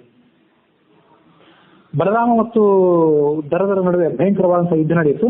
ಬಲರಾಮ ಏನ್ ಮಾಡಿದ ಅಂದ್ರೆ ತನ್ನ ಹಲಾಯುಧವನ್ನ ಅವನ ಹೆಗಲಿಗೆ ಹಾಕಿದ. ಇಲ್ಲಿ ಹಾಕಿ ಹಿಂಗೆ ಎಳ್ಕೊಂಡ, ಕೊಕ್ಕೆ ಇದ್ದಂಗ ಅದೊಂದು ನೇಗಿಲ, ಅದನ್ನ ಹಾಕಿ ಆ ದರದನ್ನ ಸಮೀಪಕ್ಕೆ ಎಳ್ಕೊಂಡು ಅವನ ತಲೆಯ ಮೇಲೆ ಒಂದು ಒನಕೆ ಏಟನ್ನು ಹಾಕಿದ. ಒಂದೇ ಏಟಿಗೆ ಆ ದರದನ ತಲೆ ಅವನ ಶರೀರದಲ್ಲಿಗೂ ಹೂತು ಹೋಯಿತು. ಅವನು ಗತಪ್ರಾಣನಾಗಿ ಕೆಳಗೆ ಬಿದ್ದು ಬಿಟ್ಟ. ಅದಾದ ಬಳಿಕ ಜರಾಸಂಧನಿಗೂ ಬಲರಾಮನಿಗೂ ಯುದ್ಧ ಪ್ರಾರಂಭ ಆಯಿತು. ಈ ಭಯಂಕರವಾದಂತಹ ಗದಾಯುದ್ಧವನ್ನು ಅವರಿಬ್ಬರು ಮಾಡಿದ್ರು. ಗದಾಯುದ್ಧದಲ್ಲಿ ಆಚಾರ್ಯರು ಅಂತ ಅವರಿಬ್ಬರು ಪ್ರಸಿದ್ಧರಾಗಿದ್ದರು. ಅದನ್ನು ಹಿಂದೂ ಅಂತ ಕಡೆ ನಾವು ನೋಡಿದ್ವಿ ಭಾಗವತದಲ್ಲೂ ಕೂಡ. ಅವರ ಯುದ್ಧವನ್ನು ನೋಡಬೇಕು ಅಂತೇಳಿ ಮಹರ್ಷಿಗಳು, ಯಕ್ಷರು ಇತ್ಯಾದಿಗಳಿಗೂ ಕೂಡ ಆಗಮಿಸಿದರು. ಬಲರಾಮ ಮತ್ತು ಜಲಾಸಂಧ ಇವರಿಬ್ರು ಕೂಡ ಗದೆಯ ಏಟನ್ನೇನು ಹಾಕ್ತಾ ಇದ್ರಲ್ಲ, ಒಂದೊಂದು ಏಟು ಒಂದೊಂದು ಪರ್ವತವನ್ನು ಸೀಲೆ ಹಾಕುವಷ್ಟು ಬಲಿಷ್ಠವಾದಂಥ ಏಟಾಗಿತ್ತು. ಆದ್ರೆ ಇವನು ಏಟು ಅವನಿಗೆ ಬಿದ್ರು, ಅವನ ಏಟು ಇವನಿಗೆ ಬಿದ್ರು, ಇವರಿಬ್ರು ಮಾತ್ರ ಕದಲಲಿಲ್ಲ, ಏನೂ ಆಗ್ಲೂ ಇಲ್ಲ ಅವರಿಗೆ. ಬಲರಾಮ ವಿಚಲಿತಲಾಗಲಿಲ್ಲ. ಜರಾಸಂಧನು ಕೂಡ ಬಲರಾಮನ ಏಟನ್ನು ಧೈರ್ಯದಿಂದ ಸಹಿಸಿಕೊಂಡ. ಇವನ ಏಟನ್ನು ಅವನು ಸಹಿಸಿಕೊಂಡ, ಅವನ ಏಟನ್ನು ಇವನು ಸಹಿಸಿಕೊಂಡ. ಆಗ ಆಕಾಶವಾಣಿ ಒಂದಾಯಿತು. ಆಕಾಶವಾಣಿ ಒಂದಾಗಿ ನತ್ವಯ ರಾಮ ವಧ್ಯೋಯಂ ಅಲಂ ಖೇದೇನ ಮಾನದ ವಿಹಿತೋಸ್ತಿ ಮಯಾ ಮೃತ್ಯು ತಸ್ಮಾತ್ ಸಾಧು ವಿಪಾರಮ ಅಚಿರೇಣೈವ ಕಾಲೇನ ಪ್ರಾಣಾಂಶ್ಚಕ್ಷತಿ ಮಾಗದ. ನೀನು ಈ ಸದ್ಯ ಈ ಬಲರಾಮನನ್ನು ಕೊಲ್ಲಬೇಡ, ಜರಾಸಂಧನನ್ನು ಕೊಲ್ಲಬೇಡ ಅಂತ ಹೇಳಿ ಒಂದು ಅಶರೀರವಾಣಿ ಆಯ್ತಲ್ಲಿ. ಹಿಂದೆ ಇದೇ ಹರಿವಂಶದಲ್ಲಿ ಆಕಾಶವಾಣಿ ಆಗಿದ್ದ ಘಟನೆಯನ್ನು ನಾವು ನೋಡಿದ್ದೇವೆ 37ನೇ ಅಧ್ಯಾಯದಲ್ಲಿ. ಮುಸಲಾಯುಧವನ್ನು ತಗೊಂಡು ಆ ಜರಾಸಂಧನ ಕೊಲ್ಲಬೇಕು ಅಂತ ಹೋಗುತ್ತೆ. ಅಲ್ಲೂ ಕೂಡ ಇದೇ ಥರದ ಶ್ಲೋಕನೇ ಬಂದಿತ್ತು. ಮಾನದ ದೇವತೆಗಳ ನಿಯಮಕ್ಕೆ ನೀನು ಬೆಲೆ ಕೊಡಬೇಕು ಅಂತ, ಆ ಮಾನದ ಅನ್ನೋ ಶಬ್ದಕ್ಕರ್ಥ. ಹೀಗೆ ನೀನು ಆ ದೈವಿ ಸಂಕಲ್ಪವನ್ನು ಮೀರಿ ಹೋಗಬೇಡ, ಇವನನ್ನು ಯಾರು ಕೊಲ್ಲಬೇಕು ಅನ್ನುವಂಥ ಘಟನೆ ನನಗೆ ಗೊತ್ತಿದೆ. ಸಂಪೂರ್ಣವಾಗಿ ಇದೇ ಥರದ ಶ್ಲೋಕವೇ ಅಲ್ಲೂ ಇದೆ. ಅದೇ ಸಮಾನ ಶ್ಲೋಕವೇ ಬಂದಿದ್ದರಿಂದ ಆ ಜರಾಸಂಧನಿಗೆ ಆ ಶ್ಲೋಕ ಕೇಳಿ ಬಹಳ ಸಂಕಟ ಆಯಿತು. ಬಲರಾಮನು ಕೂಡ ಆ ಜರಾಸಂಧನನ್ನು ಮತ್ತೆ ಹೊಡಿಲಿಲ್ಲ, ಸುಮ್ಮನೆ ಆಗಿಬಿಟ್ಟ. ಜರಾಸಂಧ ಪಲಾಯನ ಮಾಡಿದ ಕೂಡಲೇ ಉಳಿದ ರಾಜರು ಕೂಡ ಅಲ್ಲಿಂದ ಓಡಿ ಹೋದರು. ಹೀಗೆ ಆ ಜರಾಸಂಧನ ಸೈನ್ಯ ಸೋತ ಕಥೆಯನ್ನು ನಾವು ಹರಿವಂಶದಲ್ಲಿ ನೋಡ್ತೀವಿ. ಮತ್ತು ತಾತ್ಪರ್ಯದಲ್ಲಿ ಬರುವ ಕಥೆಯಂತೆ ತಾತ್ಪರ್ಯದಲ್ಲಿ ಗರುಡ ಕಿರೀಟವನ್ನ ಕೃಷ್ಣನ ತಲೆಯ ಮೇಲೆ ಹಾಕಿದ ಕಥೆಯನ್ನು ನಾವು ನೋಡಿದ್ವಿ. ಕೃಷ್ಣನ ವಿಷ್ಣುವಿನ ರೂಪಕ್ಕೂ ಕೃಷ್ಣನ ರೂಪಕ್ಕೂ ಯಾವುದೇ ಭೇದ ಇಲ್ಲ ಅನ್ನೋ ಕಥೆಗೆ, ಅದು ಭೇದ ಇಲ್ಲ ಅನ್ನುವಂಥ ತತ್ವಕ್ಕೆ ಈ ಕಥೆ ಸೂಚಕವಾಗಿತ್ತು. ವಿಷ್ಣುವಿನ ತಲೆಯ ಮೇಲೆ ಎಷ್ಟು ಕರಾರವಾಗ್ತಾ ಕೂತ್ಕೊಳ್ತದಲ್ಲ ಕಿರೀಟ, ಅಷ್ಟೇ ಕರಾರವಾಗ್ತಾಗಿ ಅಷ್ಟೇ ಸೂಕ್ತವಾಗಿ ಉಚಿತವಾಗಿ ಕೃಷ್ಣನ ತಲೆಯ ಮೇಲೂ ಆ ಕಿರೀಟ ಕೂತ್ಕೊಂಡಿತ್ತು ಅಂತ ಆ ಕಥೆಯಲ್ಲಿದೆ. ಜರಾಸಂಧ ಈ ಗೋಮಂತ ಪರ್ವತವನ್ನ ಆಕ್ರಮಣ ಮಾಡಿದಾಗ ಕೃಷ್ಣ ಬಲರಾಮರಿಬ್ಬರು ಮೇಲಿಂದ ಹಾರಿ ಬಂದರು ಅಂತ ಇದೆಯಲ್ಲ, ಆ ಕೃಷ್ಣ ಬಲರಾಮರಿಬ್ಬರು ಕೆಳಗೆ ಮೇಲಿಂದ ಹಾರಿ ಬಂದಾಗ ಅವರ ಪಾದಗಳ ಒತ್ತಡಕ್ಕೆ ಆ ಬೆಟ್ಟ 11 ಯೋಜನೆ ಕೆಳಗೆ ಹುದುಗಿತು ಅಂತಿದೆ. ಎಷ್ಟು ಯೋಜನ ಅಂತ ಇಲ್ಲಿಲ್ಲ ಹರಿವಂಶದಲ್ಲಿ, ಆದರೆ ತಾತ್ಪರ್ಯ ಹೇಳುವಂತೆ 11 ಯೋಜನ.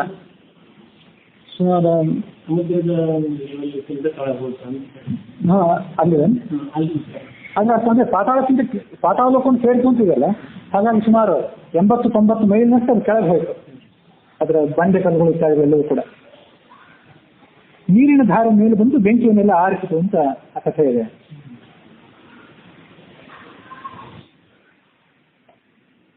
ಕೃಷ್ಣ ಬಲರಾಮ ಇಬ್ಬರು ಕೂಡ ಆ ಬಲರಾಮನ ಜರಾಸಂಧನ ಸಂಪೂರ್ಣ ಸೈನ್ಯವನ್ನು ಧ್ವಂಸಪಡಿಸಿದರು. ಭಗದತ್ತ, ಬಾಲ್ಮೀಕ, ಕೀಚಕನ ಹೆಸರು ಕೂಡ ಇದೆ. ಅವನು ವಿರಾಟ ರಾಜನ ಅನುಯಾಯ. ವಿರಾಟ ಬಂದಿದ್ದರಿಂದ ಕೀಚಕನು ಅಲ್ಲಿ ಬಂದಿದ್ದ. ಹಂಸ, ಡಿವಿಕ, ಏಕಲವ್ಯ, ಕೀಚಕ, ಶಿಶುಪಾಲ, ಪೌಂಡಕ, ಭಗದತ್ತ, ದಂತವಕ್ರ, ರುಕ್ಮಿ, ಸಾಲ್ವ, ಮೈಂದ, ವಿವಿಧ ಈ ಎಲ್ಲ ರಾಜರು ಕೂಡ ಕೃಷ್ಣನ ಸುತ್ತುವರೆದರು. ಆದರೆ ಅವರೆಲ್ಲರೂ ಕೂಡ ಸೋತು ಹೋದರು. ಇಲ್ಲಿದೆ ಶಲ್ಯ, ಬಾಲ್ಮೀಕ, ಸೋಮದತ್ತ, ಭೂರಿಷ್ಠವ, ವಿರಾಟ ಮೊದಲಾದರು ಕೃಷ್ಣನ ಭಕ್ತರಾಗಿದ್ರು ಕೂಡ ಜರಾಸಂಧನ ಭಯದಿಂದ ಅವರು ಯುದ್ಧಕ್ಕೆ ಬಂದಿದ್ರು ಅಂತ ಹಿಂದೆ ನಾನು ಹೇಳಿದ್ದೆ. ಅದನ್ನು ತಾತ್ಪರ್ಯ ಇಲ್ಲಿ ಹೇಳಿದೆ. ಇಲ್ಲಿ ಹೇಳಿದ್ದನ್ನ ನಾನು ಮೊದಲು ಹೇಳಿದ್ದೆ. ನಾನು ಹೇಳಿದ್ದನ್ನು ತಾತ್ಪರ್ಯ ಹೇಳಿಲ್ಲ. ತಾತ್ಪರ್ಯ ಮುಂದೆ ಹೇಳೋದನ್ನು ನಾನು ಮೊದಲು ಹೇಳಿದೆ ಅಷ್ಟೇ.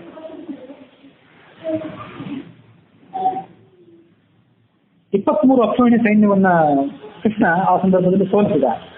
ರುಕ್ಮಿಯನ್ನು ಇಲ್ಲೊಂದು ಸೋಲಿಸಿದ, ಹಿಂದೊಂದು ಸೋಲಿಸಿದ್ದ, ರುಕ್ಮಿಯನ್ನು ಇಲ್ಲೊಂದು ಸೋಲಿಸಿದ. ಆದ್ರೆ ಅವನ ಸಂಜೆ ಅಂತ ರುಕ್ಮಿಣಿಯನ್ನು ತಾನು ಮದುವೆ ಆಗ್ತಿರೋದ್ರಿಂದ ಅವನು ಹೆಚ್ಚು ಪೀಡಿಸಲಿಲ್ಲ. ಜರಾಸಂಧ ಬಲರಾಮನ ಯುದ್ಧ ಆಯಿತು. ಬಲರಾಮನ ಒನಕೆಯ ಏಟಿಗೆ ಜರಾಸಂಧ ಮೂರ್ಛಿತನಾದ. ಬಲರಾಮನ ಎದೆ ಮೇಲೊಂದು ಗದೆ ಏಟನ್ನು ಹಾಕಿದ. ಬಲರಾಮ ಮೂರ್ಛೆ ಹೋಗಿ ಬಿದ್ದು ಬಿಟ್ಟ. ಹರಿವಂಶದಲ್ಲಿ ಬರುವಂತೆ ಅವರಿಬ್ರು ಕದಲೇ ಇಲ್ಲ, ಅವರಿಬ್ರು ಏನಾಗಲಿಲ್ಲ ಅಂತಿದೆ. ಆದರೆ ಬಲರಾಮನ ಮೂರ್ಛೆಯ ಕಥೆಯನ್ನು ಈ ತಾತ್ಪರ್ಯನೇ ಹೇಳ್ತದೆ. ಯಾಕೆಂದ್ರೆ ಬ್ರಹ್ಮ ಜರಾಸಂಧನಿಗೆ ಅಜೇಯನಾಗಿರುವಂತ ವರ ಕೊಟ್ಟಿದ್ದ. ಹಾಗಾಗಿ ಆ ಜರಾಸಂಧನ ಗದೆ ಏಟಿಗೆ ಬಲರಾಮನು ಒಂದು ಮೂರ್ಛೆ ಹೋಗ್ಬೇಕಾಯ್ತು. ತೇನಾಹತಃ ಸುಭೃಶಂ ರೌಹಿಣೇಯ ಪಪಾತ ಮೂರ್ಛಾಭಿಕತಃ ಕ್ಷಣೇನ ಅಂತೂ ಆ ಬಲರಾಮನಿಗೆ ಬ್ರಹ್ಮನ ವರ ಇದ್ದಿದ್ದರಿಂದ ಆ ಬಲರಾಮನ ಜರಾಸಂಧನ ಶಕ್ತಿ ಒಮ್ಮೆ ಬ್ರಹ್ಮನ ವರದ ಕಾರಣದಿಂದಾಗಿ ಹೆಚ್ಚಾಯಿತು. ಆಗ ಬಲರಾಮ ಒಮ್ಮೆ ಮೂರ್ಛೆ ಹೋಗ್ಬೇಕಾಯ್ತು. ಜರಾಸಂಧನಿಗೆ ಈ ಬ್ರಹ್ಮನ ವರ ಇದ್ದಿದ್ದಾದ್ರೆ ಹಿಂದೊಮ್ಮೆ ಇದೇ ಬಲರಾಮ ಜರಾಸಂಧನ ಸೆರೆ ಹಿಡಿದಿದ್ನಲ್ಲ, ಅದು ಹೇಗೆ ಸಾಧ್ಯ ಆಗಿತ್ತು? ವರುಣ ಪಾಶಗಳಿಂದ ಮತ್ತು ಮಾನಸ ಪಾಶಗಳಿಂದ ಸೆರೆ ಹಿಡಿದಿದ್ನಲ್ಲ, ಅದು ಹೇಗೆ? ಆಗ ಬಲರಾಮನ ಕೈ ಮೇಲಾಗಿತ್ತಲ್ಲ, ಅದು ಹೇಗೆ ಅಂದ್ರೆ ಆಗ ಬಲರಾಮನಲ್ಲಿ ಬಿಳಿಯ ಕೂದಲು ರೂಪದಿಂದ ವಿಷ್ಣುವಿನ ಆವೇಶ ಇದೆಯಲ್ಲ, ಆ ಆವೇಶದ ಕಾರಣದಿಂದಾಗಿ ಬಲರಾಮನ ಕೈ ಮೇಲಾಗಿತ್ತು. ಈಗ ಕೆಲವೊಮ್ಮೆ ಬ್ರಹ್ಮನ ವರದ ಕಾರಣದಿಂದಾಗಿ ಜರಾಸಂಧನ ಕೈ ಮೇಲಾಗಿದ್ದು ಈಗ. ಅಂತೂ ಆಯಾ ಆವೇಶಗಳಿಗೆ ವಿಜೃಂಭಿಸಿದಾಗ ಅವರವ್ರ ಶಕ್ತಿ ಹೆಚ್ಚಾಗ್ತದೆ ಅಂತ ನಾವಲ್ಲಿ ನೋಡಬೇಕು. ಬಲರಾಮ ಮೂರ್ಛೆ ಹೋಗಿದ್ದಾಗ ಕೃಷ್ಣ ತನ್ನ ಗದೆಯನ್ನು ತಗೊಂಡು ಜರಾಸಂಧನ ಮೇಲೆ ಏರಿ ಹೋದ. ಜರಾಸಂಧನ ಹೆಗಲಿಗೊಂದು ಏಟು ಹೊಡೆದ. ಆಗ ಜರಾಸಂಧ ಮೂರ್ಛಿತವಾಗಿರುತ್ತೆ. ಅವನು ಬ್ರಹ್ಮನ ವರ ರುದ್ರನ ವರ ಯಾವುದೋ ಆ ಸಂದರ್ಭದಲ್ಲಿ ಅದು ಕೈಗೆ ಬರಲಿಲ್ಲ. ಬಳಿಕ ಈ ಬಲರಾಮ ಮೇಲೆತ್ತ, ಜರಾಸಂಧನು ಕೂಡ ಮೇಲೆತ್ತ. ಈ ಬಲರಾಮ ಜರಾಸಂಧ ತಲೆ ಕೂದಲನ್ನು ಹಿಡಿದು ಒನಕೆಯನ್ನು ಕೈಗೊಂಡ ಅವನು ಕೊಂದು ಬಿಡಬೇಕು ಅಂತ. ಆಗ ಅಲ್ಲಿ ಮತ್ತೊಮ್ಮೆ ಅಶರೀರವಾಣಿ ಆಯಿತು. ಆ ಅಶರೀರವಾಣಿ ಯಾರು ಅಂದ್ರೆ ಅದು ವಾಯುವಿಂದೆ. ಯಾವತ್ತೂ ಕೂಡ ಅಶರೀರವಾಣಿ ಆಗುವುದು ವಾಯುವಿಂದೇ ಅಶರೀರವಾಣಿ ಅದು ಅಂತ ಬೇರೊಂದು ಕಡೆ ನಾವು ನೋಡ್ತೇವೆ. ಜರಾಸಂಧನನ್ನು ಕೊಲ್ಲುವ ಕೆಲಸ ನಿನ್ನಿಂದ ಸಾಧ್ಯ ಆಗೋದಿಲ್ಲ. ನಿನ್ನ ಬಾಹುಬಲವನ್ನ, ನಿನ್ನ ಒನಕೆಯ ಬಲವನ್ನ, ಗದೆಯ ಬಲವನ್ನ ಮತ್ತು ನಿನ್ನ ನೇಗಿಲ ಬಲವನ್ನು ವ್ಯರ್ಥ ಮಾಡ್ಕೋಬೇಡ. ಯಾಕೆಂದ್ರೆ ನಿನ್ನ ಶಸ್ತ್ರಾಸ್ತ್ರಗಳ ಬಲ ಅಮೋಘವಾಗುತ್ತೆ. ಅದನ್ನು ಪ್ರಯೋಗ ಮಾಡಿದಾಗ ಸಫಲ ಆಗಬೇಕು. ಸಫಲ ಆಗಲಿಲ್ಲ ಅಂತ ಅನ್ಸ್ಕೊಂಡು ಅದಕ್ಕೆ ಅವಮಾನ ಮಾಡಬೇಡ, ಅದನ್ನು ವ್ಯರ್ಥಗೋಸ್ಕೋಬೇಡ. ನಿನಗಿಂತ ಬಲಿಷ್ಠನವಂತ ಮತ್ತೊಬ್ಬ ವಾಯು, ಶೇಷನಿಗಿಂತ ಬಲಿಷ್ಠನವಂತ ಮತ್ತೊಬ್ಬ ಅಂದ್ರೆ ವಾಯು ಮುಂದೆ ಇವನು ಕೊಲ್ಲುವವನಿದ್ದಾನೆ. ಹಾಗಾಗಿ ನೀನೀಗ ಏನು ಮಾಡಬೇಡ ಅಂತ ಈ ತರ ಹೇಳಿದ. ಆಗ ಬಲರಾಮ ಜರಾಸಂಧನನ್ನ ಬಿಟ್ಟು ಹೋಗಿಬಿಟ್ಟ. ಕೃಷ್ಣನು ಕೂಡ ತನ್ನ ಗದೆಯಿಂದ ಹೆಗಲ ತಂದು ಹೊಡೆದನೆ ಹೊರತು ಕೊಲ್ಲಿಲ್ಲ ಅಂತ ಇದೆ. ಕೃಷ್ಣನ ಏಟಿಗೆ ಜರಾಸಂಧನ ಅಂಗಾಂಗಗಳೆಲ್ಲ ಕುಸಿದು ಹೋದವು. ಆತ ಮೂರ್ಛಿತನಾಗಿ ನಾಚೆ ಅಲ್ಲಿಂದ ಎದ್ದು ಹೋಗಿಬಿಟ್ಟ ಅನ್ನುವಲ್ಲಿಗೆ ಜರಾಸಂಧ ಶ್ರೋತ ಕಥೆಯನ್ನು ಇಲ್ಲಿ ತನಕ ನಾವು ನೋಡಿದ್ದೇವೆ. ಜರಾಸಂಧ, ಕೃಷ್ಣ ಬಲರಾಮರು, ಜರಾಸಂಧ ಮತ್ತು ಭೀಮ, ಈ 4 ಜನರ ಪರಾಕ್ರಮವನ್ನು ಕೂಡ ಸ್ವಲ್ಪ ನಾವು ಗಮನಿಸಬೇಕಾದ್ರೆ ಮುಂದೊಂದು ಕಡೆ ಬರೋದಿದೆ. ಈ ಬ್ರಹ್ಮನ ವರ ಇತ್ತು ಜರಾಸಂಧನ ನಾವಿಲ್ಲಿ ನೋಡಿದ್ವಿ. ಹಾಗಾಗಿ ಆತ ಬಲರಾಮನನ್ನು ಮೂರ್ಛಿತಗೊಳಿಸಿದ್ದ. ಬಲರಾಮ ಹಿಂದೆ ಯಾಕೆ ಜರಾಸಂಧನನ್ನು ಬಂಧಿಸಿದ್ದ ಅಂದ್ರೆ ಶುಕ್ಲಕೇಶದ ಆವೇಶದಿಂದಾಗಿ ಅಂತ ನಾವು ನೋಡಿದ್ವಿ. ಬಲರಾಮನಿಗಿಂತ ಬಲಿಷ್ಠನಾದವನು ಭೀಮ ಅಂತ ಕಥೆನೂ ಕೂಡ ಇದೆ. ಮುಂದೊಮ್ಮೆ ಇಲ್ಲೇ ಒಂದ್ ಕಡೆ ಬರೋದಿದೆ. ಈ ಭೀಮ ಬಲರಾಮನ ಕೈಯಿಂದ ಸೋತಿದ್ದ ಅಂತಿದೆ ಒಂದೆರಡು ಕಡೆ. ಯಾಕೆಂದ್ರೆ ಬಲರಾಮನಲ್ಲಿ ಭಗವಂತನ ಆವೇಶ ಇತ್ತಲ್ಲ, ಆ ಆವೇಶಕ್ಕೆ ಭೀಮ ತಲೆಬಾಗಿ ಸೋತಿದ್ದ ಅಂತ ಅದನ್ನ ಅರ್ಥ ಮಾಡ್ಕೋಬೇಕು. ಅಂತೂ ಜರಾಸಂಧನಿಗಿಂತ ಹೆಚ್ಚು ಬಲಿಷ್ಠ ಈ ಬಲರಾಮನಿಗಿಂತ ಹೆಚ್ಚು ಬಲಿಷ್ಠ ಭೀಮ. ಹೀಗೆ ನಾವು ಆ ಕಥೆಯನ್ನು ಅರ್ಥ ಮಾಡ್ಕೊಳ್ಬೇಕು. ಇಲ್ಲಿಗೆ ಆ ಜರಾಸಂಧನ ಸೋತ ಕಥೆಯನ್ನ ನಾವು ನೋಡಿದ್ದೇವೆ. ನಾಳೆ ದಿವಸ ಶಿಶುಪಾಲನ ತಂದೆಯಾದಂತಹ ದಮಘೋಷ ಕೃಷ್ಣನ ಸಮೀಪಕ್ಕೆ ಬಂದು ತನ್ನ ಭಕ್ತಿಯನ್ನ ಪ್ರದರ್ಶನ ಮಾಡಿದ ಕಥೆಯನ್ನ ಮುಂದೆ ನಾವು ನೋಡ್ತೇವೆ.